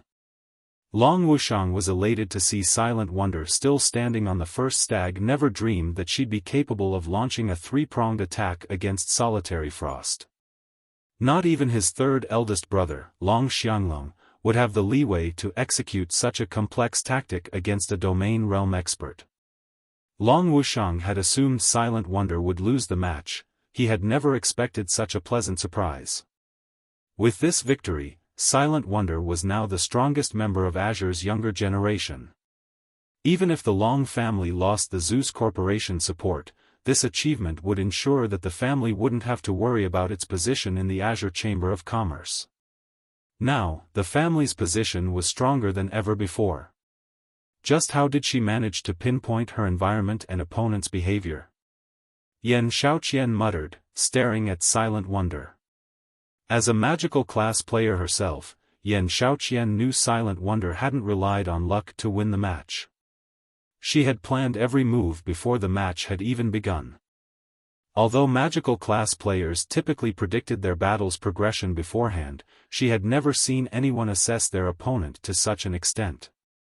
Silent Wonder's final move had been especially eye-opening since she had taken into account how much damage her Tier 3 course would deal to her and her opponent. It was as if she had orchestrated the entire battle.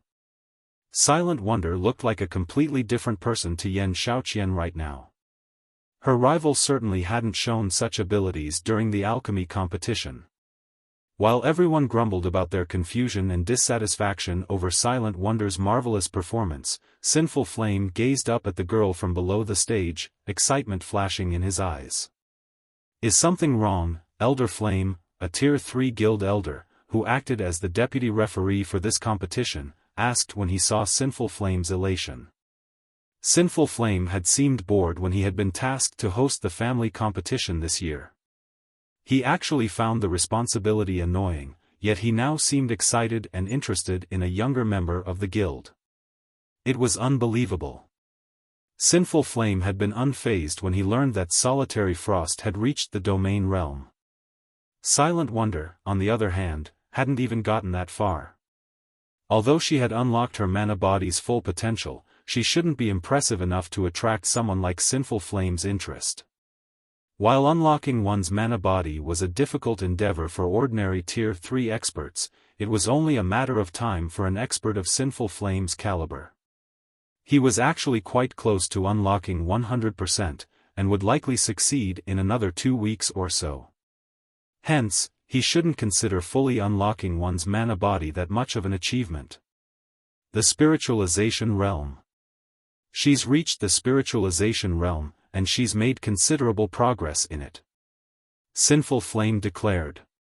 It seems the younger generation is full of exceptional geniuses. The Spiritualization Realm?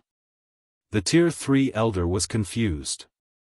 He had no idea what Sinful Flame was going on about.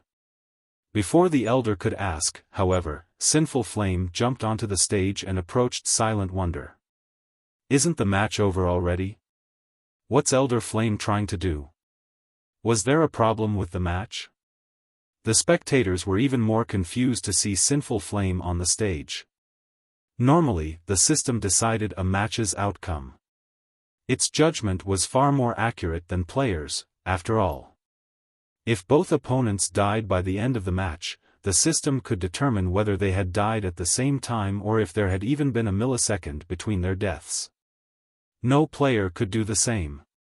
This was why players relied on the main God system to judge all matches in God's domain, barring special circumstances. However, the results of Solitary Frost and Silent Wonder's match was clear. There was no chance either of them could have cheated since players weren't allowed to use berserk skills or tools on the stage. Players weren't even allowed to use the additional active skills they gained from their weapons and equipment. Hence, there shouldn't be any dispute over the outcome. However, the crowd began to doubt the fact as they watched the famous Sinful Flame take the stage. He would be able to spot far more details than they could, after all. Sinful Flame doesn't intend to deny the match's result, does he? The situation began to make Long Wuxiang nervous. We're talking about the system's judgment. Silent Wonder's performance had involved many surprising aspects. If Sinful Flame had seen some peculiarity, his celebration would have been premature. Could she have actually cheated? In contrast, Duan Hanshan was overjoyed to see Sinful Flame interfere. He had thought his hopes of dethroning the Long family were lost, but it seemed that might not have been the case. While everyone discussed the matter in hushed whispers, Sinful Heart turned away from Silent Wonder and addressed the audience.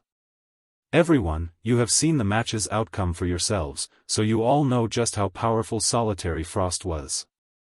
Without a doubt, he is the participant in this competition, Sinful Flame said. Now that Silent Wonder has defeated him, I'm sure you all realize who will win first place. Hence, I have a suggestion.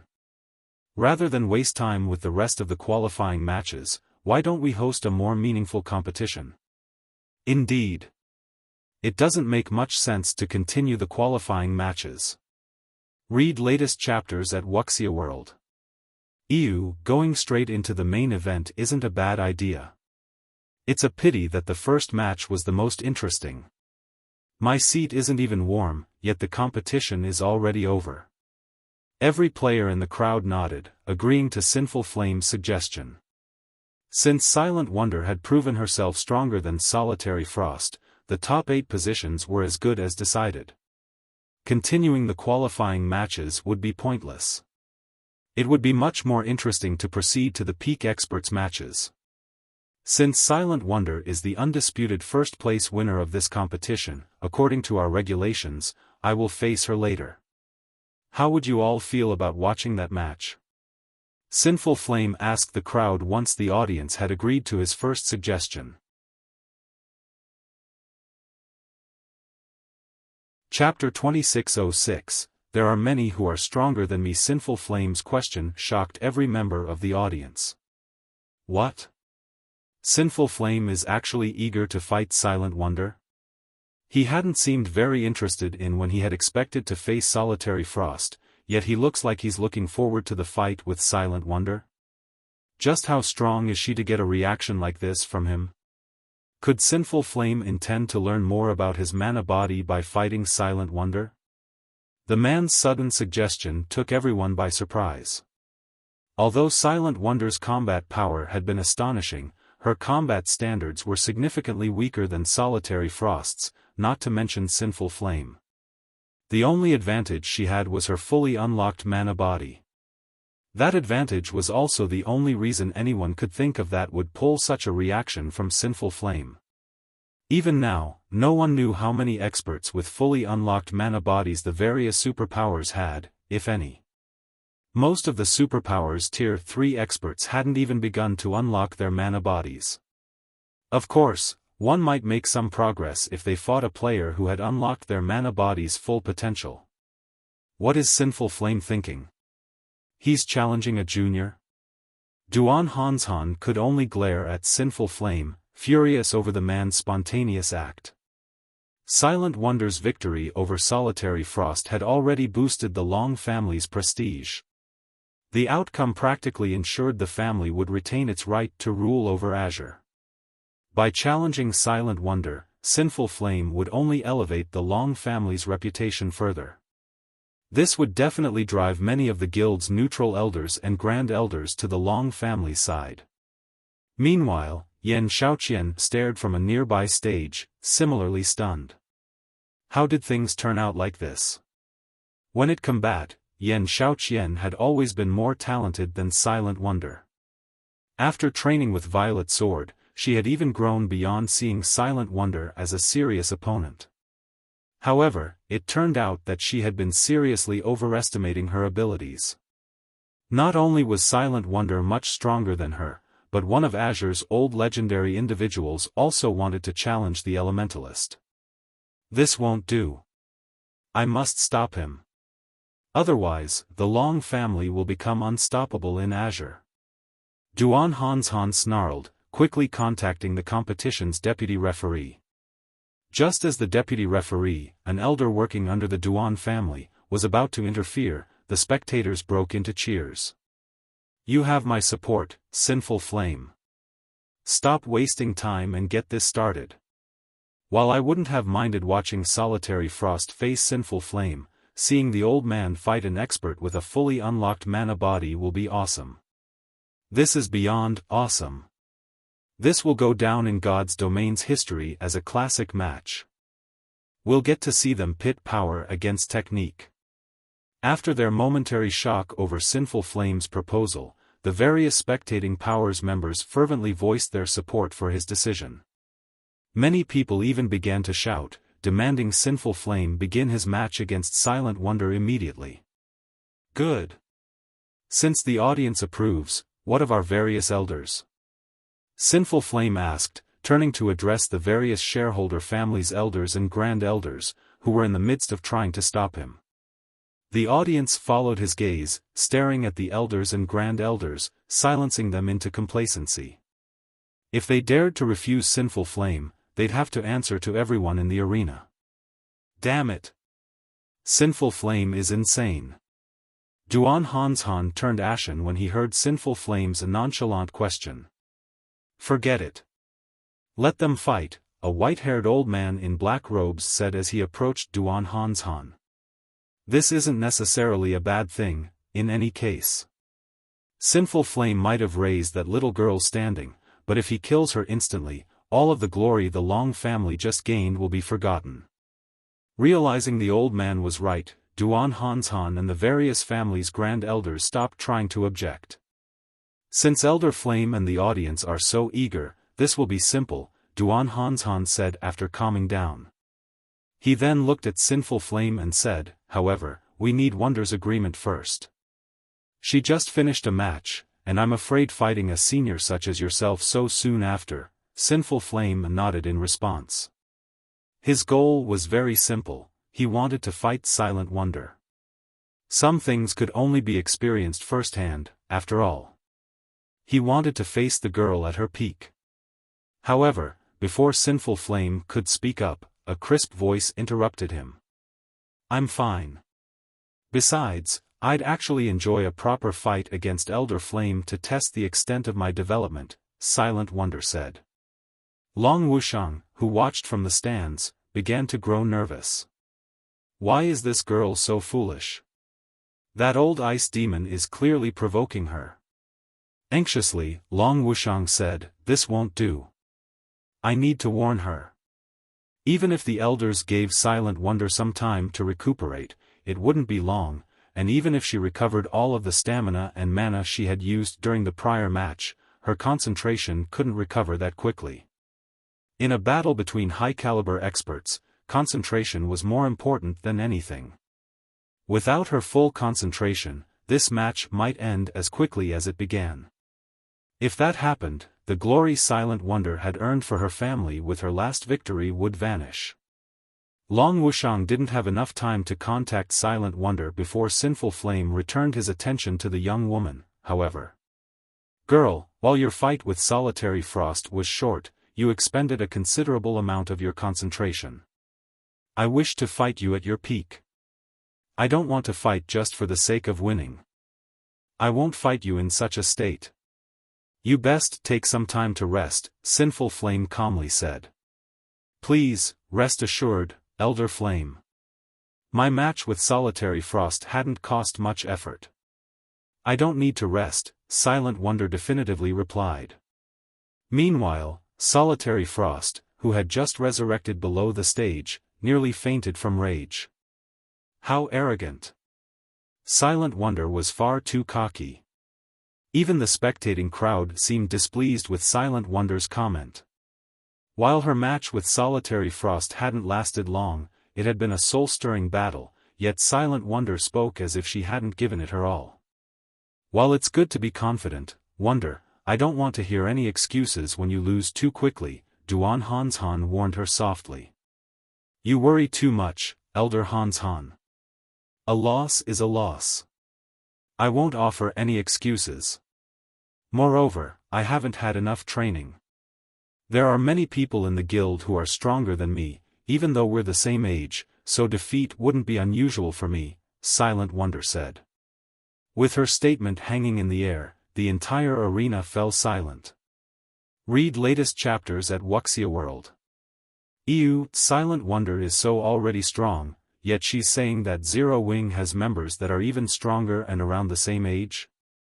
A boast. She must be boasting.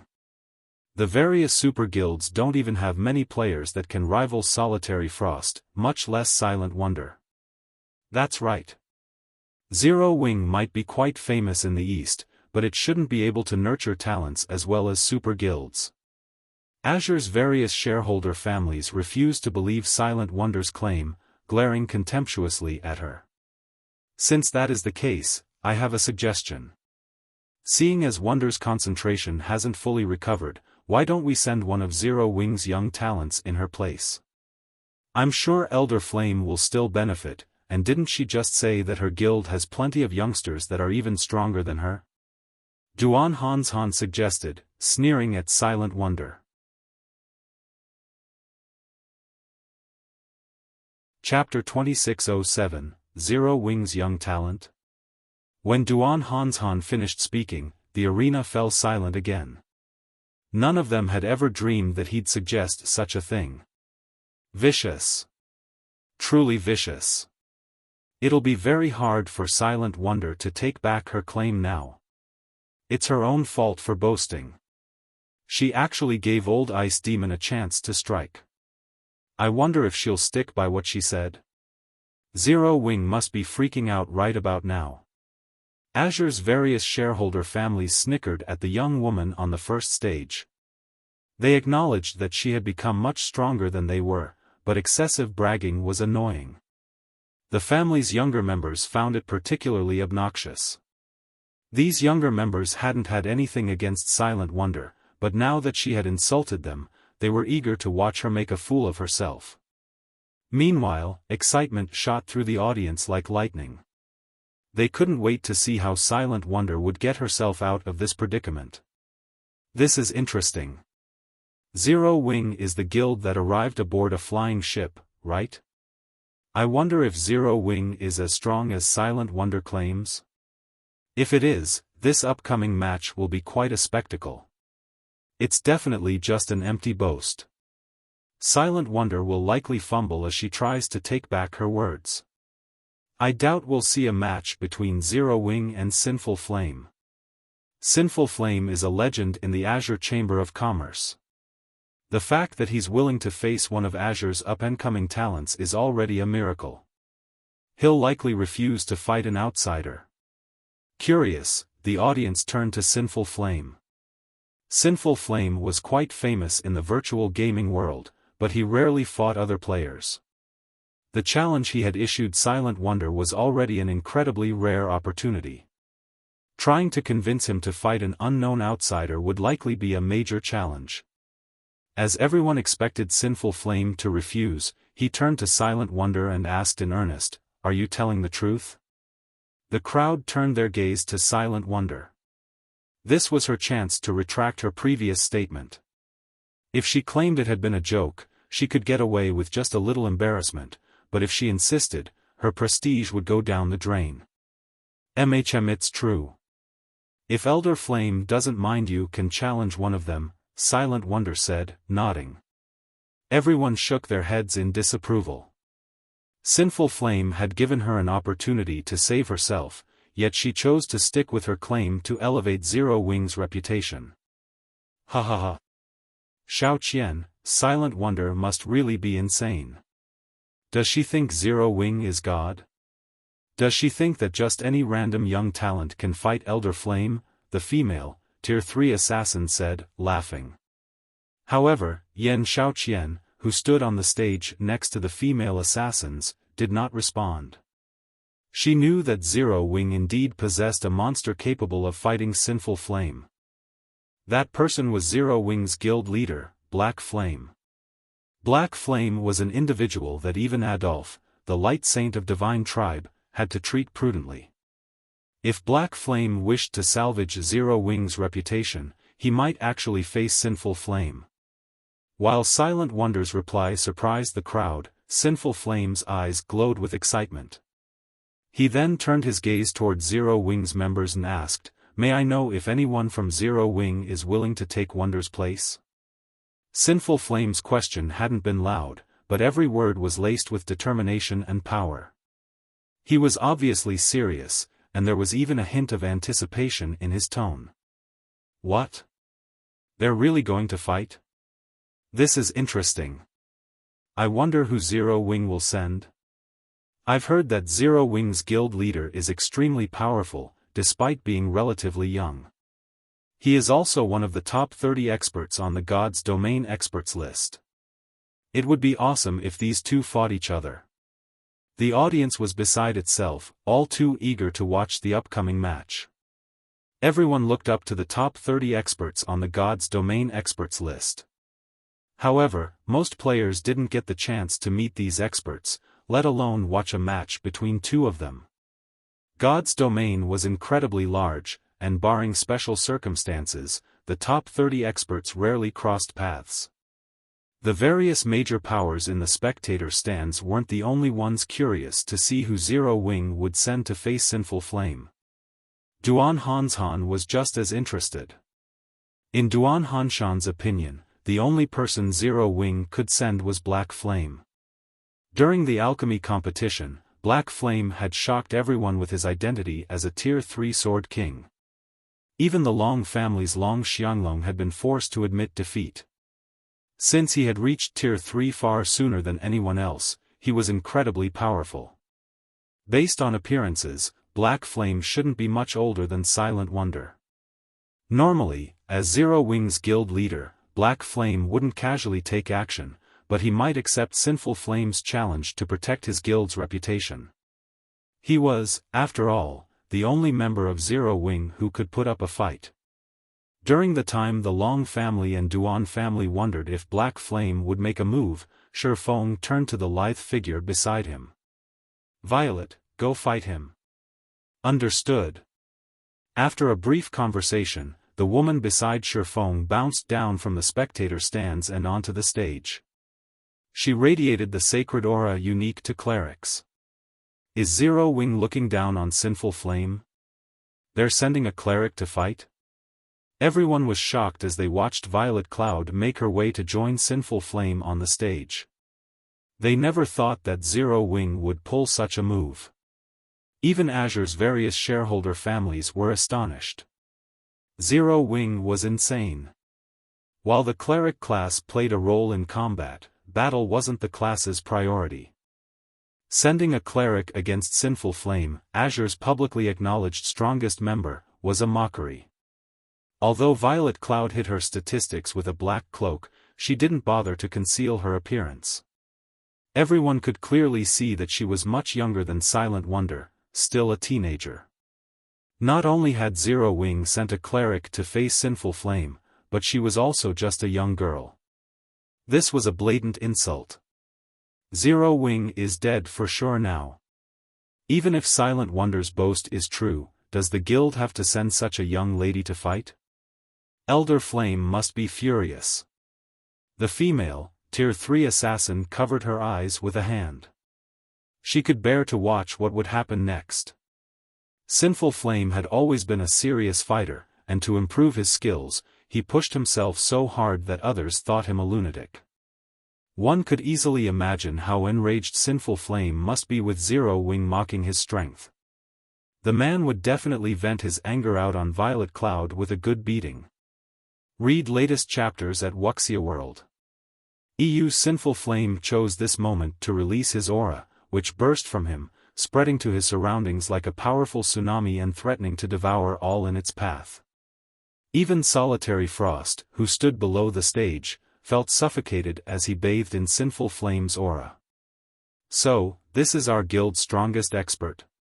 Solitary Frost could not help his grin when he sensed the elder man's killing intent. Solitary Frost had assumed that he could put up a good fight, even if he couldn't defeat Sinful Flame. In this competition's matches, the fighters' basic attributes were equalized, after all. It would be a match purely involving combat techniques. However, looking at the man now, it seemed he had merely been dreaming. He'd be lucky if he survived a few moves against Sinful Flame, much less put up a good fight. However, despite sensing Sinful Flame's unrestrained aura, Violet Cloud leisurely walked toward the center of the stage, stopping before Sinful Flame. "Shall we begin?" Violet Cloud asked sweetly.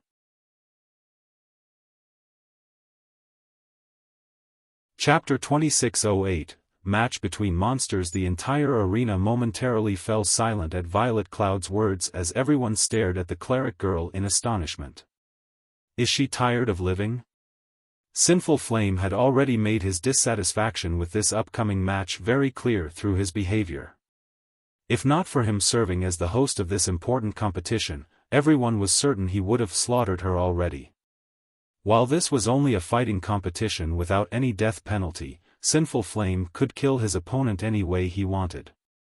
Meanwhile, there were plenty of methods he could employ to humiliate Zero Wing. What is Black Flame trying to do? That's Sinful Flame. We'll lose the Independent Elders and Grand Elders' support if we anger him. Without them, how is Wonder supposed to negotiate with the Zeus Corporation? Long Wuxian grew nervous as he glanced at Xiaofan, who remained seated calmly in the spectator stands. Silent Wonder's progress up to this point had astounded Long Wuxian. However, if they wished to change the Zeus Corporation's mind, they definitely could not do so without the support of Azure's Independent Elders and Grand Elders. Meanwhile, Sinful Flame could be said to be the representative of these Independent Elders and Grand Elders.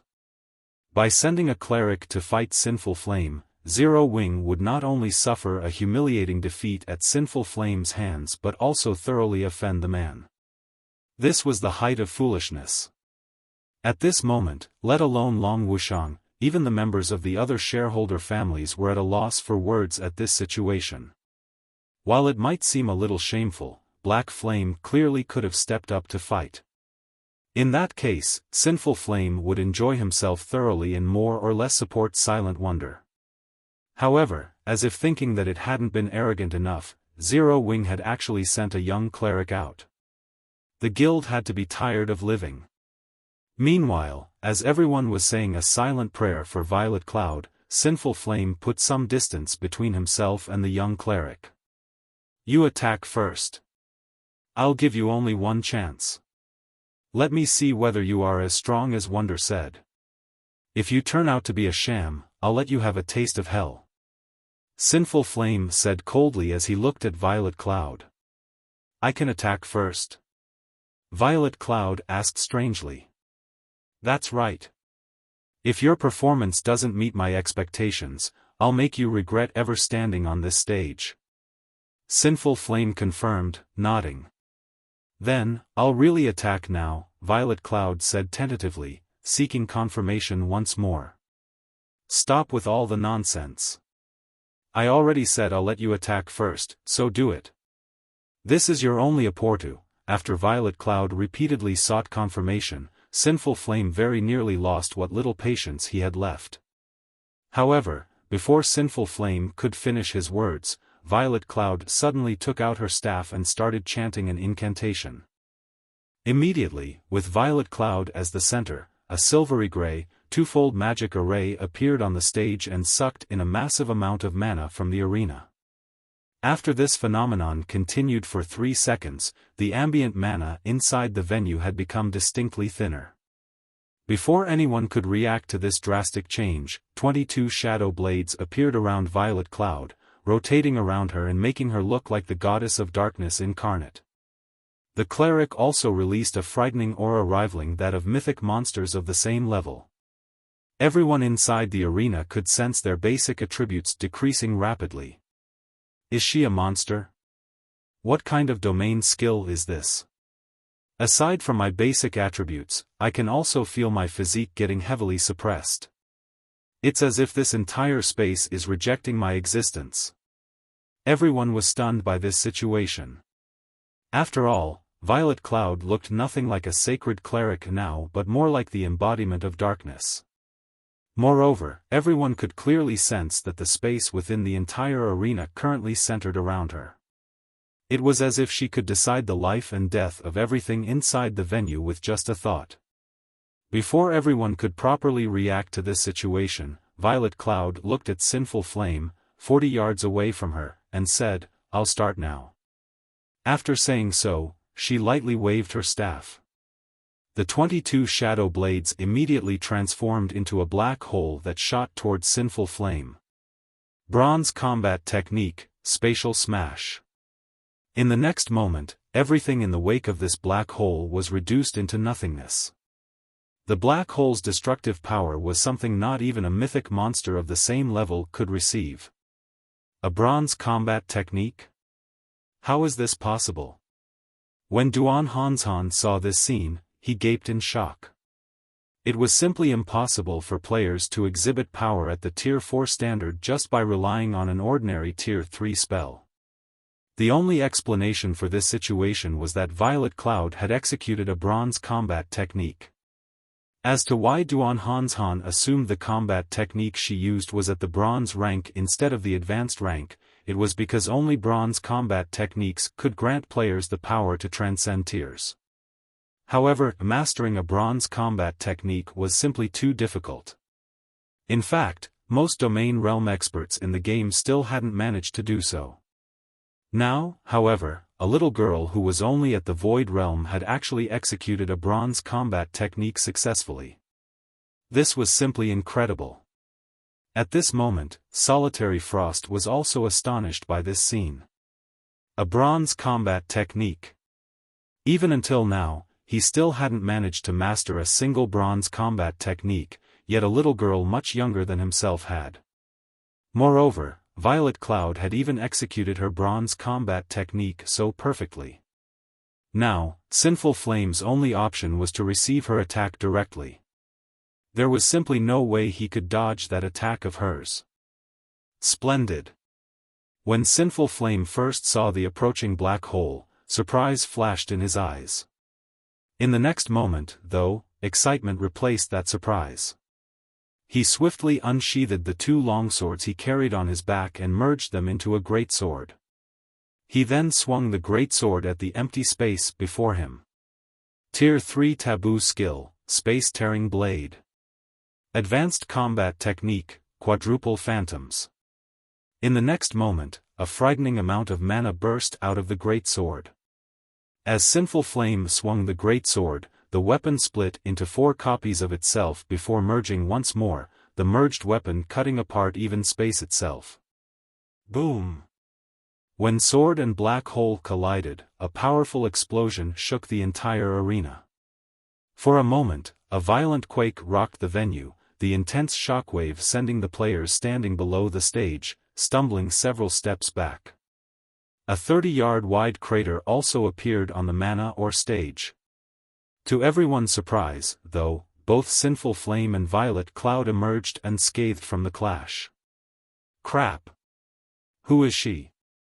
She actually stopped a full-powered attack from Elder Flame. Wonder was telling the truth. The members of Azure's various shareholder families goggled in shock when they saw Violet Cloud unharmed. The battle no longer looked like a contest between players, it was practically a battle between 2 giant monsters. Every one of their actions could shatter space and transform the terrain around them. Impossible. What kind of guild is this Zero Wing? When Duan Hanshan saw Violet Cloud continuously using her shadow blades against Sinful Flame, preventing the latter from approaching her, immense shock filled his heart. Previously, Duan Hanshan viewed Zero Wing merely as a guild seeking to gain the Azure Chamber of Commerce's support. However, Silent Wonder and Violet Cloud were now monstrously strong, despite neither of them having very high combat standards. One wouldn't be able to find such powerful youngsters even in super guilds. This was especially true for Violet Cloud. By relentlessly attacking with her shadow blades, she kept Sinful Flame at least 10 yards away at all times. This was a feat that was impossible even for Duan Hanshan, yet Violet Cloud, who was only one of Zero Wing's young talents, managed. However, as the fight on the stage intensified, the concentration both sides consumed also grew. This was especially true for Violet Cloud. Her control over her shadow blades started to decline. What a pity. Your understanding of the spiritualization realm is clearly leagues above mine. You have even given me plenty of inspiration. Unfortunately, your mental perception is still too weak. You are incapable of properly taking advantage of your superior understanding and maximizing your combat power. You are also incapable of minimizing your concentration consumption. At this rate, you'll last for at most another dozen seconds or so before being incapacitated, Sinful Flame commented while blocking Violet Cloud's relentless onslaught. This isn't an outcome I wish to see either. Originally, I intended to save this trump card for my rematch against those two people, but I'll give you a taste ahead of time. After saying so, Sinful Flame changed his footwork, his body suddenly splitting into 12 copies of itself. Bronze footwork, shadow prey. In the next moment, Sinful Flame's 12 doppelgangers continuously flickered, rendering all of Violet Cloud's attacks ineffective. In the end, she could only watch as he closed in on her. However, as Sinful Flame moved increasingly closer to Violet Cloud, the shadow blades surrounding her suddenly disappeared. From an outsider's perspective, it looked as if she had given up on resisting and was waiting quietly for his arrival.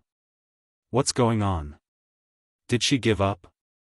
That's reasonable. Who could possibly stop such an attack? The fact that she lasted until now already makes her one of the top-ranking existences among the younger generation in God's domain. When the spectating crowd saw Violet Cloud apparently abandoning her struggle, none of them jeered or blamed her for doing so. It was very normal for Violet Cloud to suffer defeat. After all, even among the older generation of gamers, very few people could win against Sinful Flame. When Sinful Flame got within 15 yards of Violet Cloud, the cleric suddenly sighed and stabbed her staff into the ground. Read latest chapters at Wuxia World. Indeed, just like the guild leader said, I am no match for you when it comes to combat standards. I am also incapable of bridging the gap, even with my mana body's potential fully unlocked. It seems I have no choice but to go all out. This is a trump card that even my guild leader isn't aware of. Violet Cloud's body started radiating much denser mana than before, her mana now many times stronger than Silent Wonder's. At the same time, the suppression effect of the cleric's domain became even more frightening, so powerful that the phantom Sinful Heart had summoned had decreased from 12 to 8. This sudden turn of events flabbergasted everyone inside the arena. Didn't she fully unlock her mana body already? Why is the density of her mana still increasing? Wasn't she using her mana body to fight before?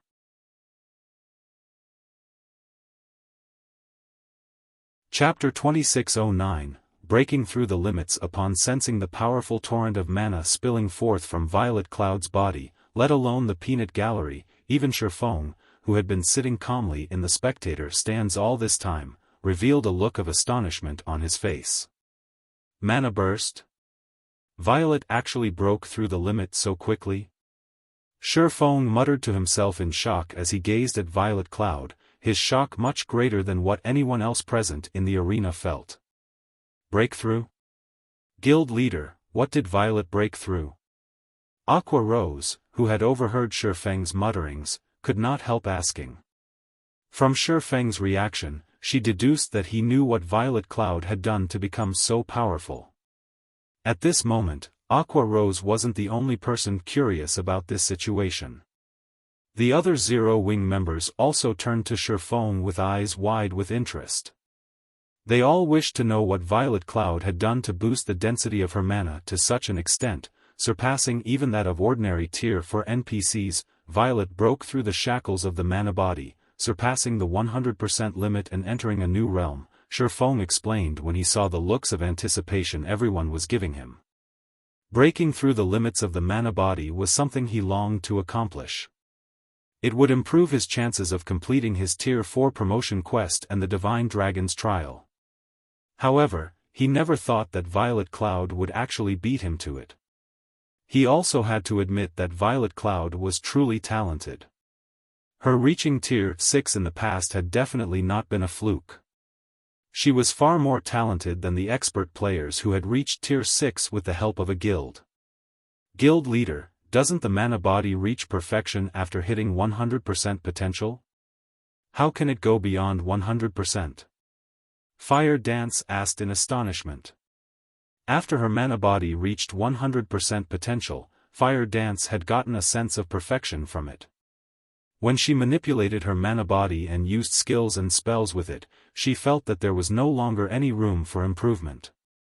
Hence, she found it truly hard to imagine that she could break through such a state.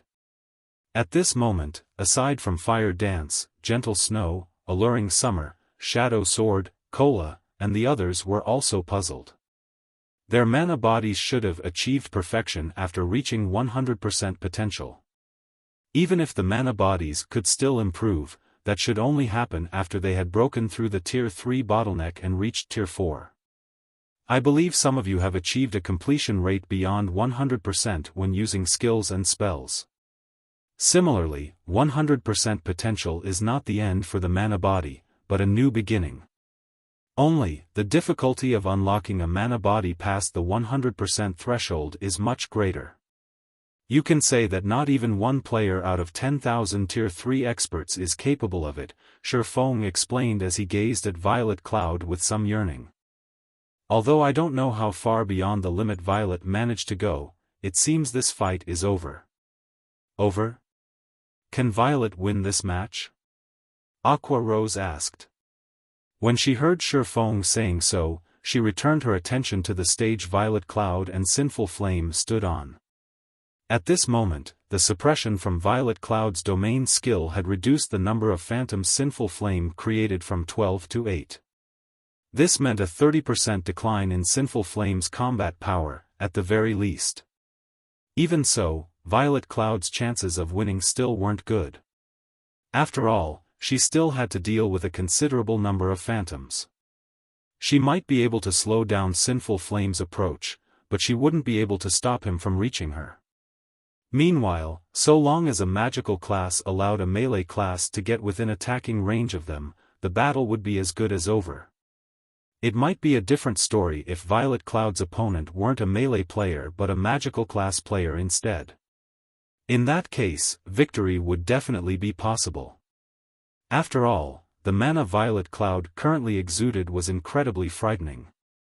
With such mana, she could exert a powerful influence over the ambient mana around her, making it difficult for nearby magical class players to wield the ambient mana.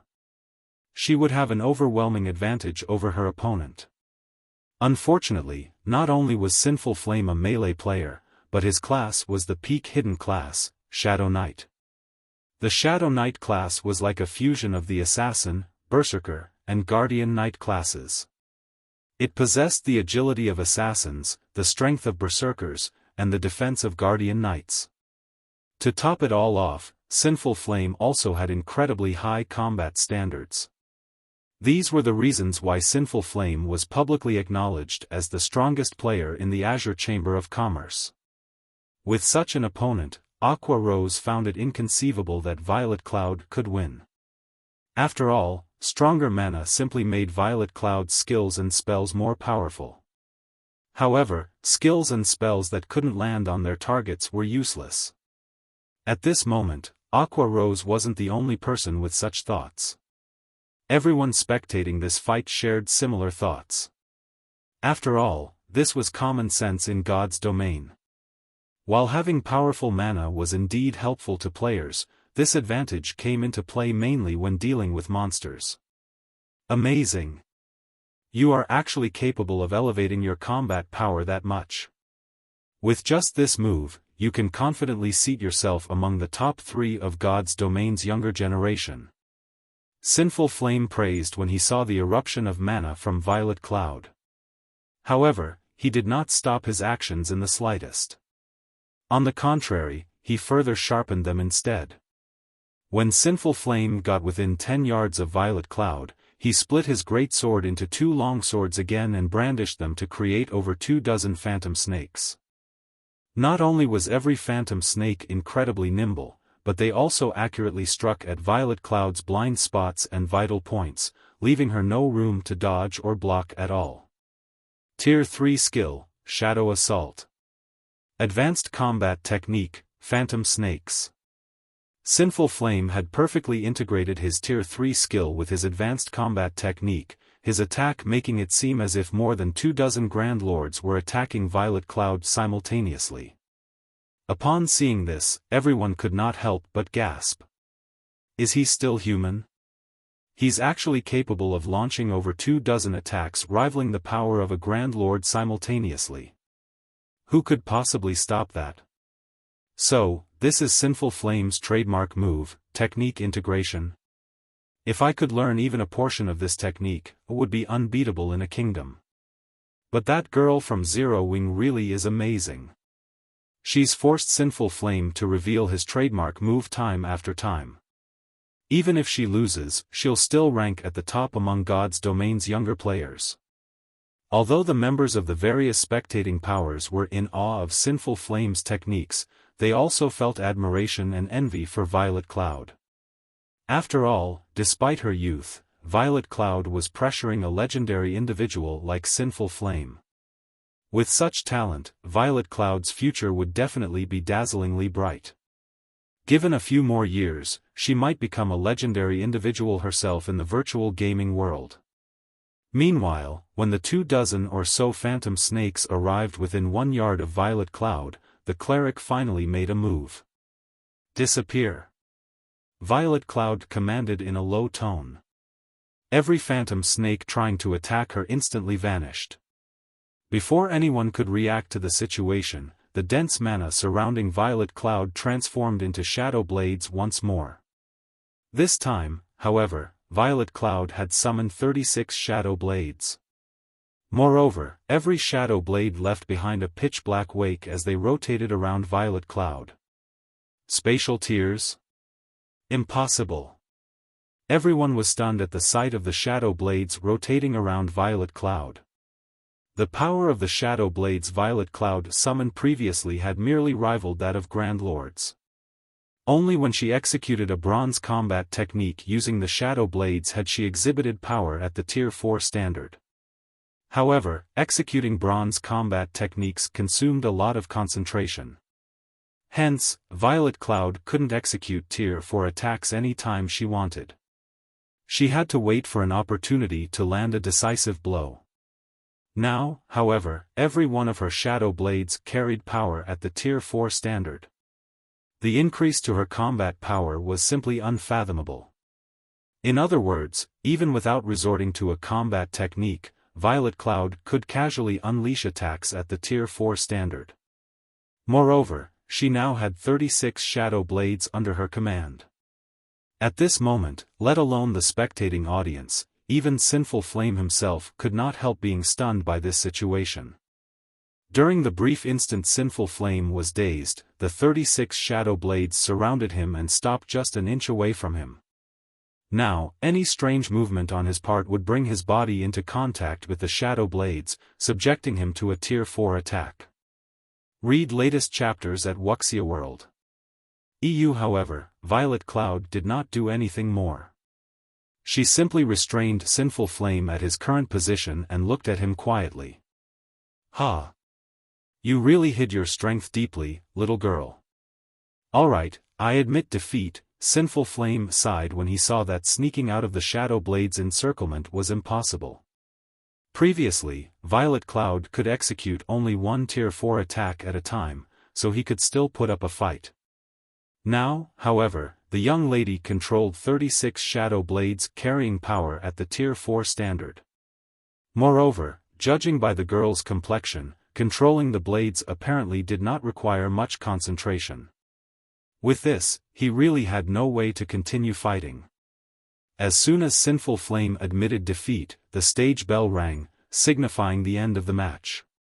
Violet Cloud's name was displayed above the stage, along with the word "winner." The entire arena fell silent as everyone stared at Violet Cloud.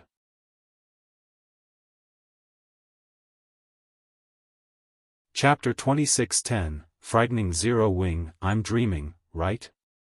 Sinful Flame actually lost? This is too absurd. Are you sure that girl's not an old monster in disguise? That shouldn't be the case. I feel that she might be a disguised NPC of Zero Wings.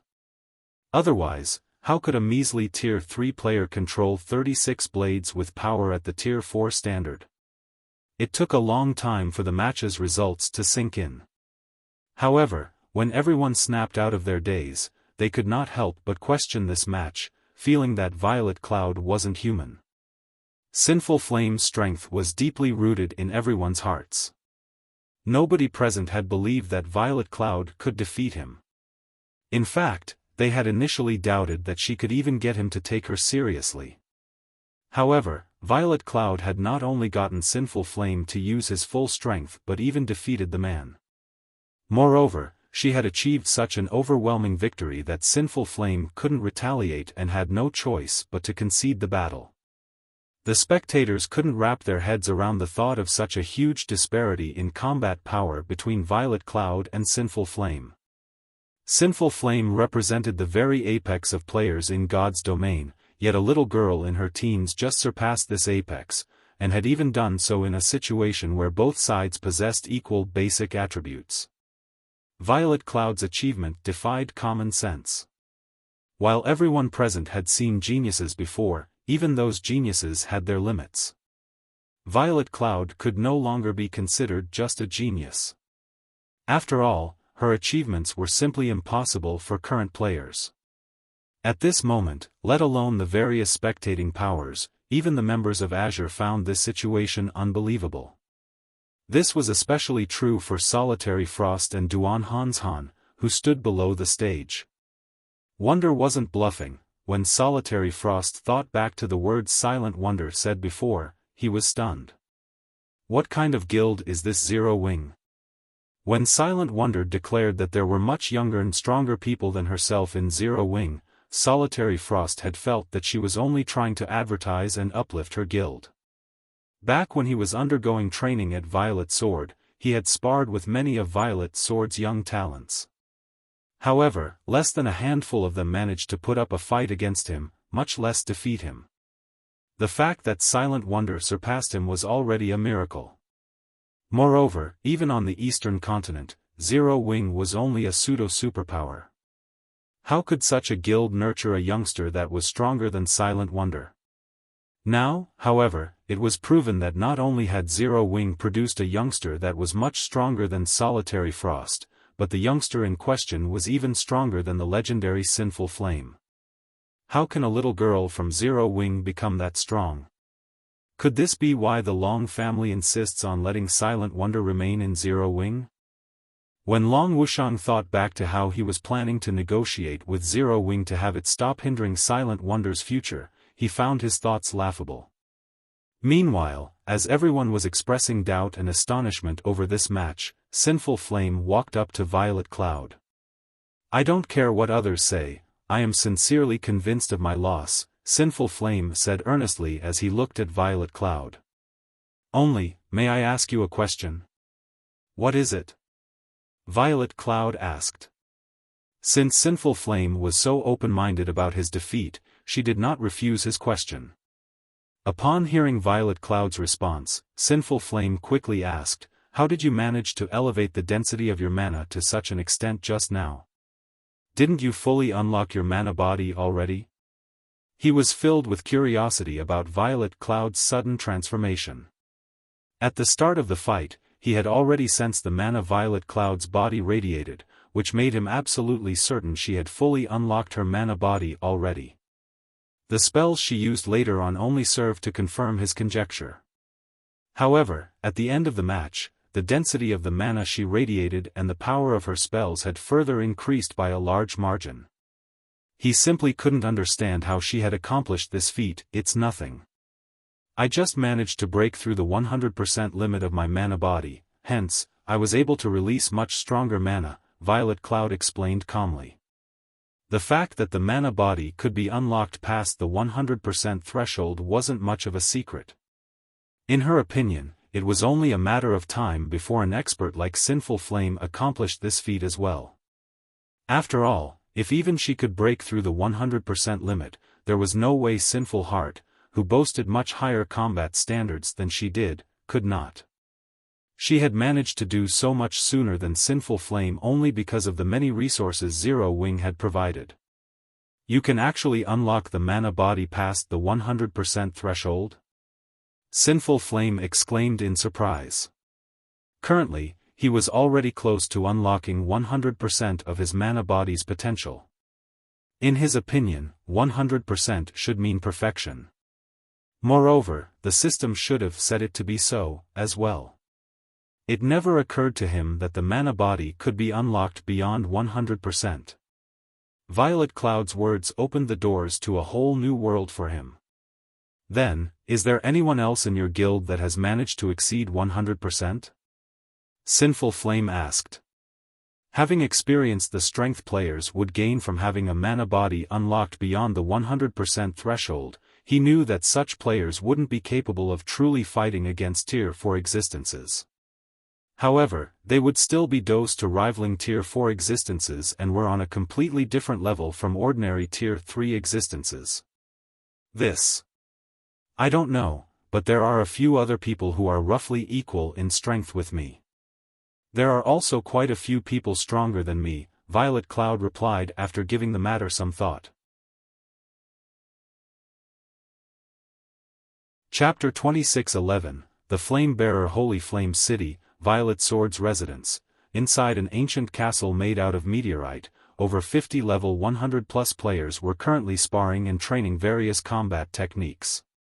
Not only did these players possess very high combat standards, with even the weakest person being at the Refinement Realm standard and the majority being at the Flowing Water Realm standard, but every one of them could also smoothly integrate their skills or spells with their combat techniques.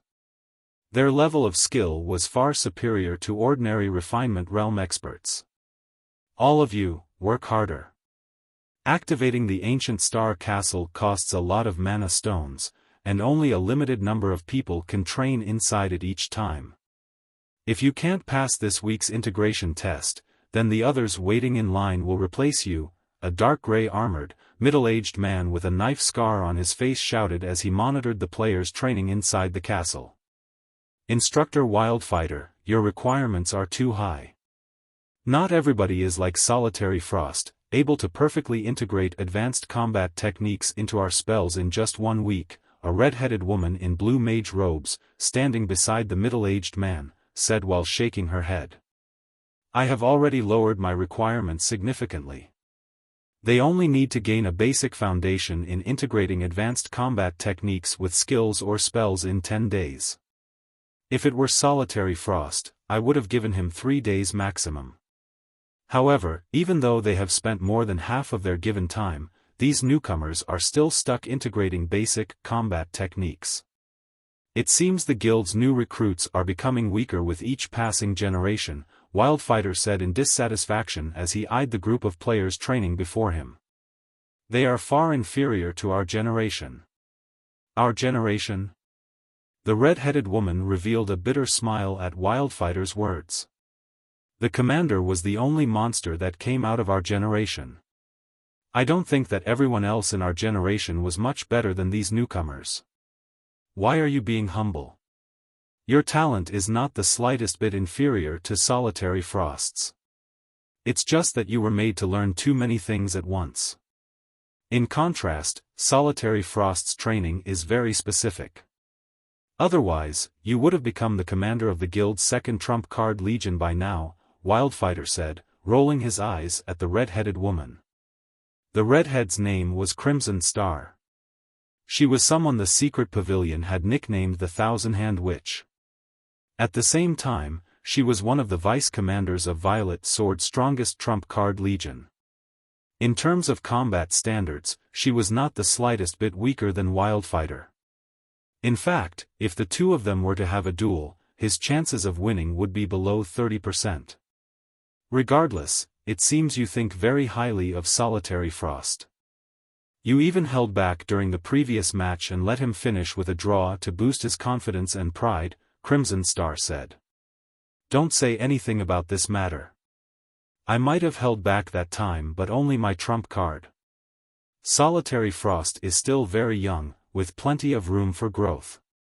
It is only a matter of time before I lose to him, Wildfighter said, smiling. Moreover, isn't it because of that battle that Instructor Tori became willing to teach him? That's true. I never thought that Instructor Tori would still be willing to teach someone. I was quite surprised when I heard about it. It's a pity that the guild lacks master lifestyle players, and producing that item takes too much time. Otherwise, Solitary Frost could enter the ancient secret land and receive Instructor Tori's personal guidance.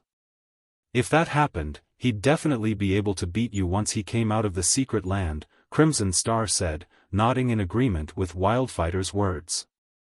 I believe it won't be long before that changes. Now that Solitary Frost's group have returned to participate in Azure's family competition, the Long family's fate is sealed. If the Long family still wishes to retain its ruling rights over Azure, they will have to listen obediently and produce that item for us. Otherwise, the Zeus Corporation will hand Azure's ruling rights to another family, Wildfighter said in a definitive tone. I heard that the Long family has a very powerful genius called Silk Moon. Her strength has always been second to only Solitary Frost. If Silk Moon secures second place in the competition, the Long family might not submit to us, Crimson Star commented. Rest assured, Instructor Tori personally provided Yan Xiaoqian with guidance and helped raise her strength considerably. So long as Silk Moon hasn't reached the domain realm yet, she'll be no match for Yan Xiaoqian, Wildfighter stated confidently. Solitary Frost might be an exceptional genius, but Yan Xiaoqian wasn't much inferior to him either. Only, she devoted much of her time to alchemy, so she couldn't capitalize on her talent in combat. However, after receiving guidance from Tori, her strength had definitely reached the peak of Void Realm experts. I don't know whether Silk Moon has reached the domain realm or not, but I stumbled across a rumor stating that the Flame Bearer is instructing Silk Moon. While I still haven't confirmed the specifics of this information, the friend I got it from says the source is reliable, so there's a 90% chance that it's true, Crimson Star warned. What? Silk Moon actually caught the eye of the Flame Bearer? How is that possible? Even when Instructor Tori personally requested the Flame Bearer to guide the commander, the Flame Bearer still rejected his request. How could that little girl catch the Flame Bearer's eye? Wildfighter was surprised at the information Crimson Star revealed. The Flame Bearer was a legend of sorts in the virtual gaming world. Nobody knew the Flame Bearer's identity. Nobody even knew the Flame Bearer's age. However, there was no doubt about the Flame Bearer's existence, as the Flame Bearer was responsible for nurturing quite a few of the virtual gaming world's shining stars. According to rumors, even Mythology's guild leader had received guidance from the Flame Bearer, which enabled him to surpass his peers and develop Mythology into one of the 5 great super guilds. Now, however, a little girl from the Azure Chamber of Commerce was rumored to be receiving guidance from the same Flame Bearer, as well. In terms of talent, Silk Moon was much worse than Solitary Frost and the current commander of Violet Sword's strongest trump card Legion, yet the Flame Bearer had actually chosen to guide her. Wildfighter couldn't bring himself to believe this. I don't know, but rumor has it that the Flame Bearer has a unique way of selecting people to nurture. Maybe Silk Moon has some special qualities of her own, Crimson Star said, shaking her head. In reality, she was also curious as to why the Flame Bearer would choose Silk Moon. If Silk Moon really is receiving guidance from the Flame Bearer, then Yan Xiaoqian is in danger, Wildfighter said worriedly. Wildfighter did not doubt that Solitary Frost would secure first place in Azure's family competition, even if Silk Moon received guidance from the Flame Bearer. After all, there was a qualitative difference between the Domain Realm and the Void Realm, preventing players from jumping from the Void Realm to the Domain Realm within a short period. Otherwise, Domain Realm experts wouldn't be so rare. However, while securing first place wasn't a problem for Solitary Frost's group, securing second place would. After all, Yan Xiaoqian still hadn't reached the Domain Realm yet. While Wildfighter and Crimson Star were having their quiet discussion, a white-haired old man entered the training hall. Upon noticing this old man, Wildfighter and Crimson Star promptly went up to greet him. This was because this old man was none other than Instructor Tori, a legendary figure in Violet Sword. However, as soon as Tori arrived, a chilly aura filled the training hall. Even Wildfighter and Crimson Star shuddered involuntarily upon sensing this aura. Instructor Tori, didn't you send Solitary Frost's group to take part in Azure's family competition? Did something happen? Wildfighter asked, curious. Judging by the chilling aura Tori released, he could tell that something was amiss. I went but had to leave for some business. However, as soon as I was done with my work, I received a message from Solitary Frost stating that they lost in Azure's family competition. Someone from the Long family secured first place. Tori snarled. They lost? Solitary Frost lost? How is that possible? Wildfighter was stunned by Tori's words. He promptly asked, could it be the Long family's Silk Moon? No. I heard that it's the Long family's second young lady, Silent Wonder, Tori replied, shaking his head. It's not Silk Moon. Wildfighter's eyes widened in shock at this revelation. For a moment, he suspected that Tori was lying to him. Isn't Silent Wonder an alchemy expert? Moreover, according to previous reports, she's only at the Flowing Water Realm. How could she possibly win against Solitary Frost?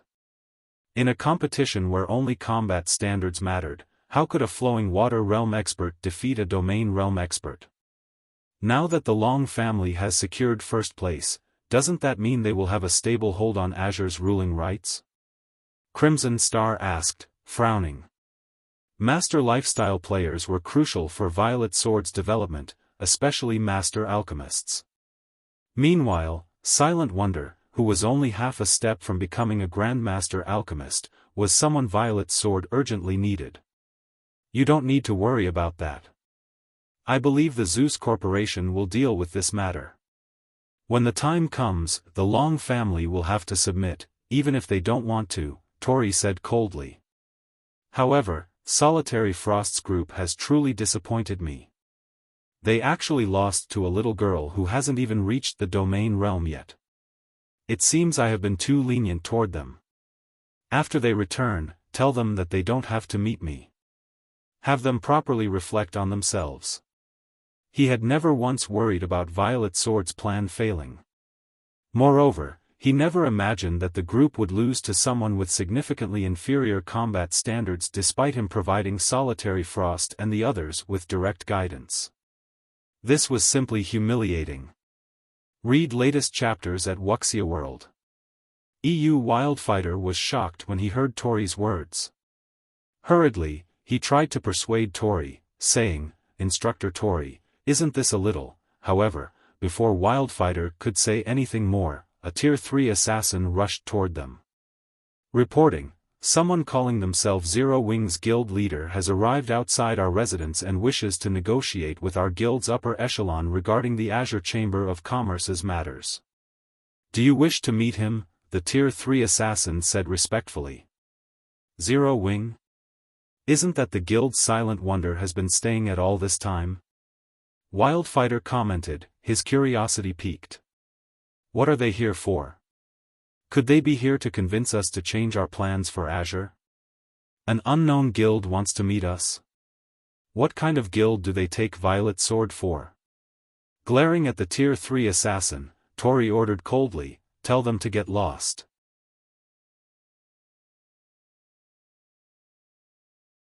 Chapter 26:12, Negotiation Qualifications. Tori's harsh rejection drove a chill down everyone's spines. The players in the hall felt an intense pressure bear down on them, and some of the refinement realm trainees could barely even move. Instinctual fear welled within the Tier 3 assassin that had reported Zero Wing's arrival. If he hadn't been certain that he wasn't Tori's target, he would have likely turned and fled. Instructor Tori has such high hopes for Solitary Frost's group. Crimson Star was surprised to see the frosty look on Tori's face. Tori had stopped teaching people over a decade ago. She and the current commander of Violet Sword's strongest trump card Legion had been a part of his last student group. The commander had been Tori's favorite pupil. Tori had even gone to great lengths to seek the Flame Bearer's help in training the commander. Hence, Violet Sword's upper echelons had been stunned when Tori had agreed to train Solitary Frost's group. Crimson Star assumed Tori had only agreed out of respect for the Zeus Corporation, but seeing his reaction now, it seemed he had honestly wanted to help Solitary Frost's group grow stronger. If he hadn't been so invested, he wouldn't have been so furious about their defeat. I'm afraid that sending them away isn't wise, Instructor Tori. Zero Wing might not have much power on the Western continent, but it can compete with many superpowers on the Eastern continent. It even has control over the Dark World's teleportation gate. Since Zero Wing's guild leader has paid us a personal visit, others will criticize the guild if we turn him away at the door, Wildfighter tried to persuade Tori. Violet Sword was a veteran super guild. While Zero Wing wasn't based in the West, Violet Sword's intel network had investigated this smaller guild. They weren't entirely unaware of Zero Wing's background. Even if they hadn't researched the guild, it was difficult to avoid the name Zero Wing. The guild had become incredibly famous in the East, after all, and many superpowers were talking about Zero Wing. Did Zero Wing's guild leader come alone? Crimson Star asked the Tier 3 assassin. No. He came with a group of a dozen or so people. The Long family's Long Wuxiang is with them, as well, the assassin replied. The Long family? They certainly didn't waste any time. Wildfighter could not help but frown. After learning that the Long family's second young miss had won Azure's competition this year, Wildfighter knew it would be difficult making the family obey. Now, Azure's strongest younger member was from the Long family, and after all was said and done, the Zeus Corporation was merely one of the Chamber's shareholders. It wasn't the largest shareholder. Once the rest of the shareholders saw the Long family's potential, they would offer it their support. Threatening the Long family's dominance in Azure would become incredibly difficult. Because of this, the Long family now qualified to negotiate with Violet Sword, and it had only been a matter of time before the family sent a representative. However, Wildfighter hadn't expected the Long family to act almost as soon as Azure's family competition had ended. It seems the Long family has found its confidence. Otherwise, they wouldn't have shown up so soon, Crimson Star said. It's probably because of Zero Wing. The guild has an alliance with Netherworld Empire, after all. In addition, Zero Wing is responsible for helping Silent Wonder win the competition. Obviously, Zero Wing is quite capable when it comes to nurturing talented players. The Long family must think it'll do fine on its own, without support from Violet Sword or the Zeus Corporation, Wildfighter assumed. The most important developmental aspects for any guild were talented experts and resources. While Azure did not lack experts, it didn't have nearly as many resources as a veteran super guild like Violet Sword. If Azure wished to continue its development, it would have to ally with the super guild. This was exactly what Azure's various shareholder families and Grand Elders were pushing for. However, if Azure no longer had to worry about nurturing its talented members, neither the Long family nor the chamber itself would bother to ally with Violet Sword. Violet Sword was already demanding a high price for this alliance, and the partnership would basically transform Azure into one of Violet Sword's vassals. None of Azure's shareholders wanted this, but they had to agree due to the immense pressure the Zeus Corporation placed on them to agree. This is interesting. Show them to the reception room and make them wait for a while, Tori decided. I'm interested to see what ability Zero Wing has to make the Long family so confident. Understood. The Tier 3 assassin breathed a sigh of relief as Tori calmed down. He then ran back to the residence's entrance. Meanwhile, a crowd had formed outside of Violet Sword's residence, embroiled in a heated discussion regarding Zero Wing's members. The group of players was just too eye-catching. Two gigantic flying mounts stood behind Zero Wing's members, an eagle, with arcs of electricity dancing across its body, and a skeletal dragon, radiating bursts of cold. Both flying mounts had auras on par with Grand Lords of the same level, and when they stood side by side, they were impossible to ignore. Crap! Who are these people? They actually have two mounts that rival Violet Sword's Netherflame Eagle. What an amazing guild! Violet Sword only has two extraordinary flying mounts, yet these people have two, as well. At this stage of the game, flying mounts were still unattainable for most of God's Domain's players. Even the various large guilds only had a few flying mounts, and most of those were common. Even so, it was enough to allow them to flaunt their strength. Meanwhile, the various super guilds would go crazy for extraordinary flying mounts, which could hold their own against Grand Lords of the same level. Not everyone could say the same. Even most Tier 3 experts would have to flee from such a monster. Only with a team of Tier 3 experts could take down Grand Lords of the same level. However, not only could a guild easily hunt Grand Lord-ranked field bosses with an extraordinary flying mount, but they could also broaden their sphere of activity, visiting far more dangerous locations in search of resources. While passers-by quietly discussed Zero Wing's two flying mounts, Long Wuxiang, who waited at the entrance to Violet Sword's residence, began to grow nervous. He had never thought Xiaofan would go through with his claim and travel to Violet Sword as soon as Azure's family competition ended. The swordsman hadn't even given Violet Sword any time to calm down after learning of its defeat. The competition's outcome had as good as ruined the Zeus Corporation and Violet Sword's plans to take control of the Azure Chamber of Commerce. Needless to say, they'd be furious, and they'd definitely blame Zero Wing, the guild that had played a major role in foiling their plans. Although the Long family and Zero Wing now qualified to negotiate with Zeus and Violet Sword, they shouldn't push for negotiations while the other side was still fuming. Not only would they fail to change the corporation and super guild's minds, but they might make the situation worse. Wonder, can you persuade your guild leader? I know he wants to negotiate with Violet Sword, but he shouldn't do so during such a precarious time, Long Wuxiang whispered to Silent Wonder. At this rate, not only will negotiations fail, but Violet Sword might end up hating us. We'll lose our advantage in Azure. Azure's elders and Grand Elders did not particularly mind whether Azure partnered with Violet Sword or not, but becoming enemies would be a different story.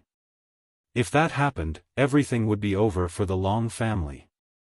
Too many of Azure's key resource areas were located within Violet Sword's territories, among others.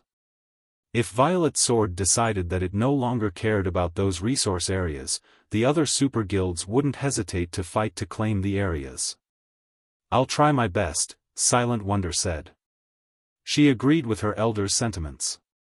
Zero Wing had barely any power in the West, while Violet Sword could easily deal a major blow to the Azure Chamber of Commerce.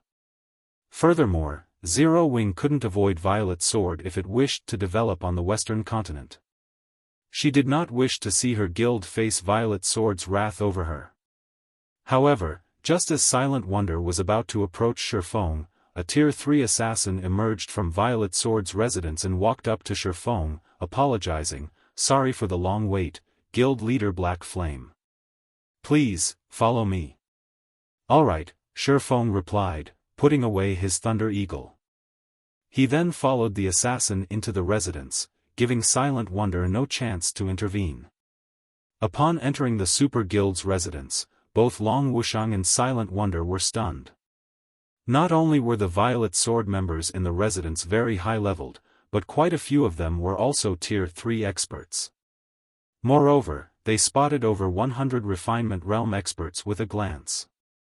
When they reached the castle that acted as the residence's core, they were even more stunned as they felt such dense mana that it had condensed into a white fog. The entire castle felt ancient. All of the Super Guild's members who entered and left the castle radiated astonishingly powerful auras, while quite a few were even stronger than Azure's young geniuses. "So, this is Violet Sword." Silent Wonder was amazed as she watched the dozen or so young, Tier 3 experts walk into the castle. Even a random group of players had so many Refinement Realm and Flowing Water Realm experts. Furthermore, this was only one of Violet Sword's many residences, and the guild had several training grounds. If Violet Sword gathered all of the new recruits, the sight would be awe-inspiring. "Please, come in," the Tier 3 assassin leading the way said as he gestured to the guild hall before him. When he noticed Long Wuxiang's and Silent Wonder's astonishment, he felt pleased and proud. Overall, Violet Sword might not be as powerful as the 5 great super guilds, but it was just as capable of nurturing talented players, which the guild was quite proud of. No ordinary super guild could compare. After a moment, the Tier 3 assassin led Xiaofan and his companions into the top-floor reception room in the guild hall. Read latest chapters at Wuxia World. EU 3 players, Tori, Wildfighter, and Crimson Star, already waited in the room. However, none of them bothered to conceal their auras, and the combined energy felt stifling. They were obviously trying to intimidate Zero Wing's representatives. Sure enough, Long Wuxiang could not help but shake his head when he saw the 3 people. He knew these negotiations wouldn't end well. There wasn't even a point in continuing this facade. The pressure of their combined auras was simply too powerful. Even peak experts would struggle to breathe in the reception room, much less weaker players. In Long Wuxiang's opinion, aside from Xiaofan, Silent Wonder, and Violet Cloud, withstanding these aggressive auras would be troublesome for their party. Meanwhile, the Tier 3 assassin from Violet Sword sneered at this sight. Zero Wing might be a pseudo-superpower, but Violet Sword was no ordinary super guild, and Zero Wing had no place trying to instigate negotiations on a whim. "This room is really stuffy. Aqua, why don't you guys remove your cloaks? It'll be cooler for you that way," Xiaofan calmly suggested, never taking his eyes off of Tori and his 2 comrades.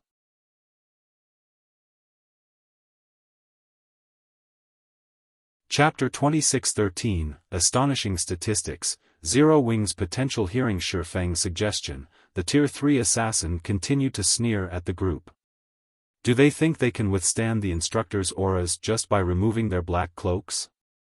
The black cloak merely concealed some of a player's statistics but couldn't hide a player's aura. Everyone in God's domain knew this. Of course, there were tools that could conceal a player's aura, but those tools were extremely expensive and not practical. Furthermore, expert players could conceal their auras with their own skills. They didn't have to rely on such tools.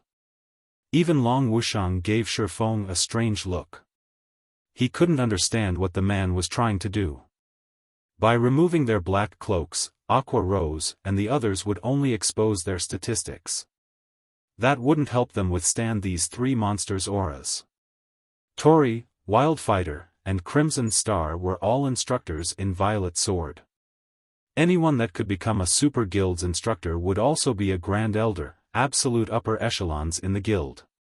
Super guilds also acquired top-tier weapons and equipment each day. A veteran super guild like Violet Sword had likely seen every kind of weapon and equipment piece the game had to offer. Now that Violet Sword was in a fit of rage and intent on striking fear into their group to chase them away, not even full sets of top-tier weapons and equipment would be enough to change these three instructors' minds. During the time the Tier 3 assassin and Long Wuxiang wondered what Xiaofan intended, Aqua Rose and the others removed their black cloaks. When they saw these players' statistics, the assassin and Long Wuxiang nearly fainted from shock. Level 117. The moment the black cloaks were gone, these players' auras burst forth like erupting volcanoes. The ambient mana rapidly gathered around them, creating a mana vortex that thinned the rest of the mana in the room. When the Tier 3 assassin and Long Wuxiang realized that these auras rivaled that of mythic monsters, they instinctively stepped back to a tolerable distance. Meanwhile, Tori's group stared in astonishment when they saw Aqua Rose's and her companions' levels. Level 117. How is this possible? Even our guild's leveling maniac has only reached level 114. How did they get so powerful? Wildfighter exclaimed in the team chat, overwhelmed with shock as he stared at Zero Wings players. Their levels weren't the highest in the guild since they normally trained Violet Sword's new recruits. They didn't have time to devote themselves to grinding for levels. Even so, these three had never fallen behind the frontline players. The foreign energies in level 100+ maps were a burden, steadily corroding players' bodies and preventing them from grinding for long. Thus, as instructors, Tori and his comrades had to maintain their levels. Meanwhile, these three usually trained recruits while recuperating, and as a result, their levels weren't too far behind, even if their leveling speed wasn't the greatest. All three were currently level 112, which most peak experts hadn't reached yet. And yet, the players before them had 5 levels on them. How did they manage that? Moreover, Zero Wing didn't have just 1 or 2 players at that level. All 8 members, who had removed their black cloaks, had reached level 117. No, I can sense that all of these people have fully unlocked their mana bodies. They shouldn't have used any special grinding methods to achieve such a high level, Crimson Star said, shaking her head. In God's domain, the only way to level up quickly was to grind monsters. The stronger the monsters players fought, the more EXP they'd gain. If players tried to grind monsters that were 3 levels lower than they wouldn't even earn 50% of what they did when defeating monsters of the same level. If they tried grinding monsters 6 levels lower than they wouldn't get any EXP at all.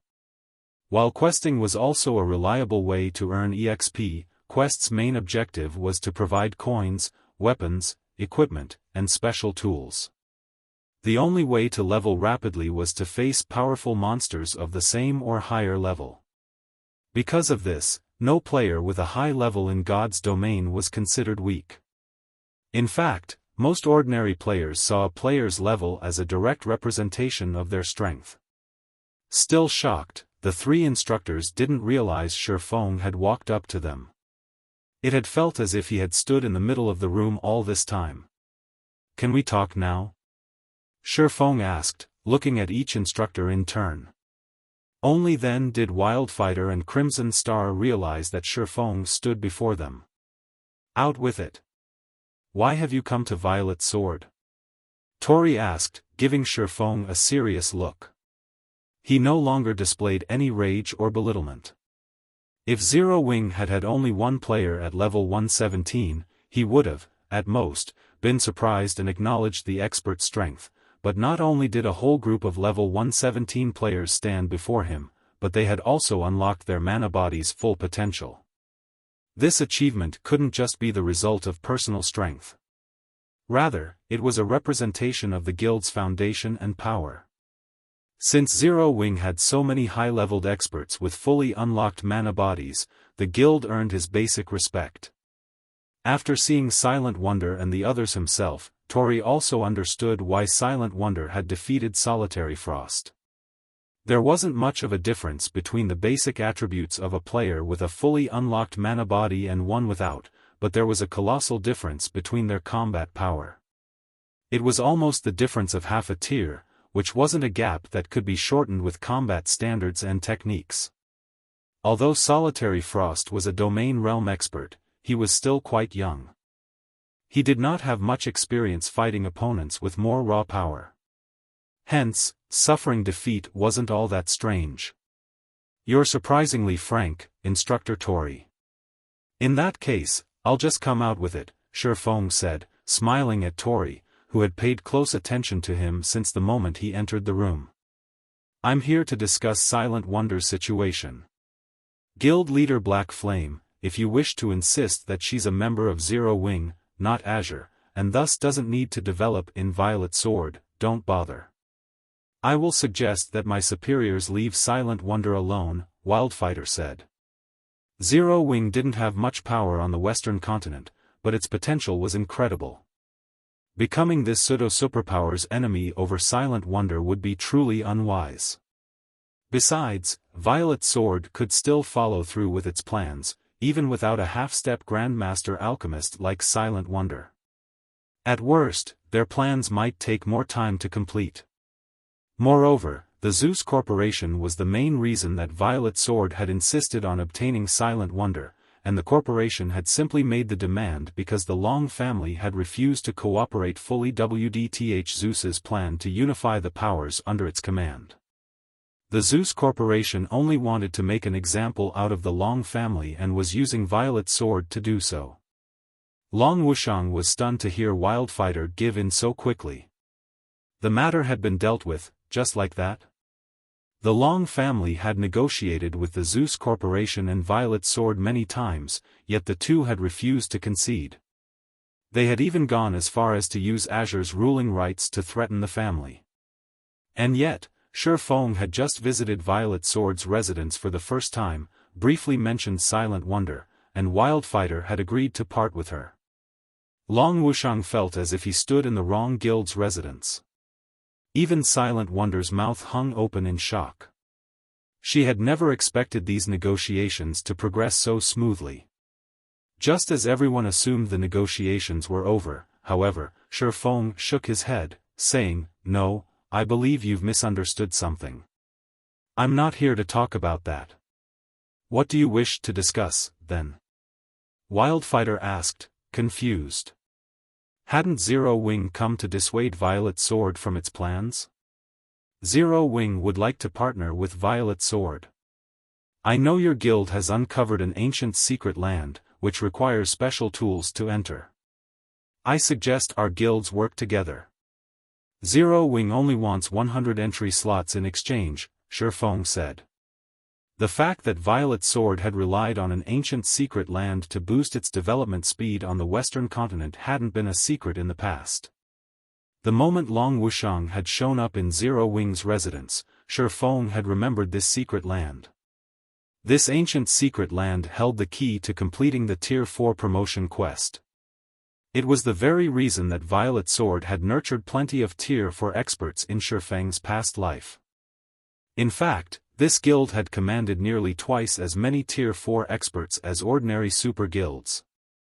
Guild leader Black Flame, are you insane? Do you know how many slots the secret land has in total? You're asking for half of the slots we have right now. Crimson Star interjected. The ancient secret land was a huge opportunity for Violet Sword to rise to prominence. Hence, every entry slot was incredibly precious, yet Zero Wing wanted half of them.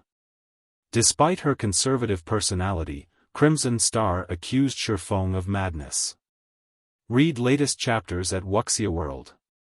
Xiaofan was merely offering the help of an advanced master alchemist. It wasn't as if Violet Sword didn't have any of its own. "What if I promise that I can help you capture the ancient secret land?" Xiaofan unhurriedly said, chuckling. "Capture it? What kind of place do you think it is? Are you going to capture an ancient secret land with just 10 experts with fully unlocked mana bodies? Crimson Star mocked, smirking.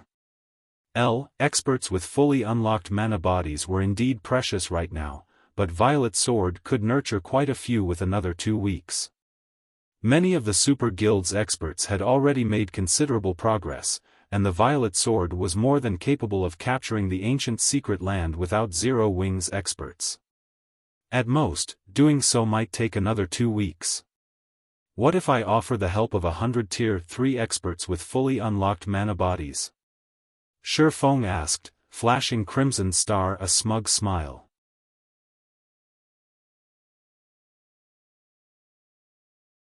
Chapter 26:14, Ancient Secret Land, Priority Pick? 100 experts with fully unlocked mana bodies? Silence dominated the room after Xiaofan's question. Even Tori's gaze sharpened in an attempt to detect the swordsman's lie. Are you telling the truth? Tori asked. The various superpowers urgently needed experts with fully unlocked mana bodies. Only these experts could cope with the environments and monsters within level 100+, super large-scale team dungeons and hostile secret lands. Unfortunately, a handful, even just a dozen, experts with fully unlocked mana bodies would be useless during raids. A team of 100 of these experts would be a different story, however. With a full 100-man team, raiding these locations would be possible, and such a team would be invaluable to Violet Sword, which had located an immensely important, ancient secret land. Meanwhile, Long Wuxiang gaped at Xiaofan from the reception room's entrance. He had never dreamed that Zero Wings foundations were so frighteningly sturdy.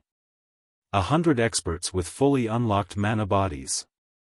With these 100 experts, no superpower would dare provoke Zero Wing, even if it didn't have much power in the West. If these 100 experts decided to retaliate in the fields or cause a scene in a guild city, the targeted superpower would definitely suffer. Of course. I wouldn't have come all the way here, otherwise, Xiaofan confirmed, nodding.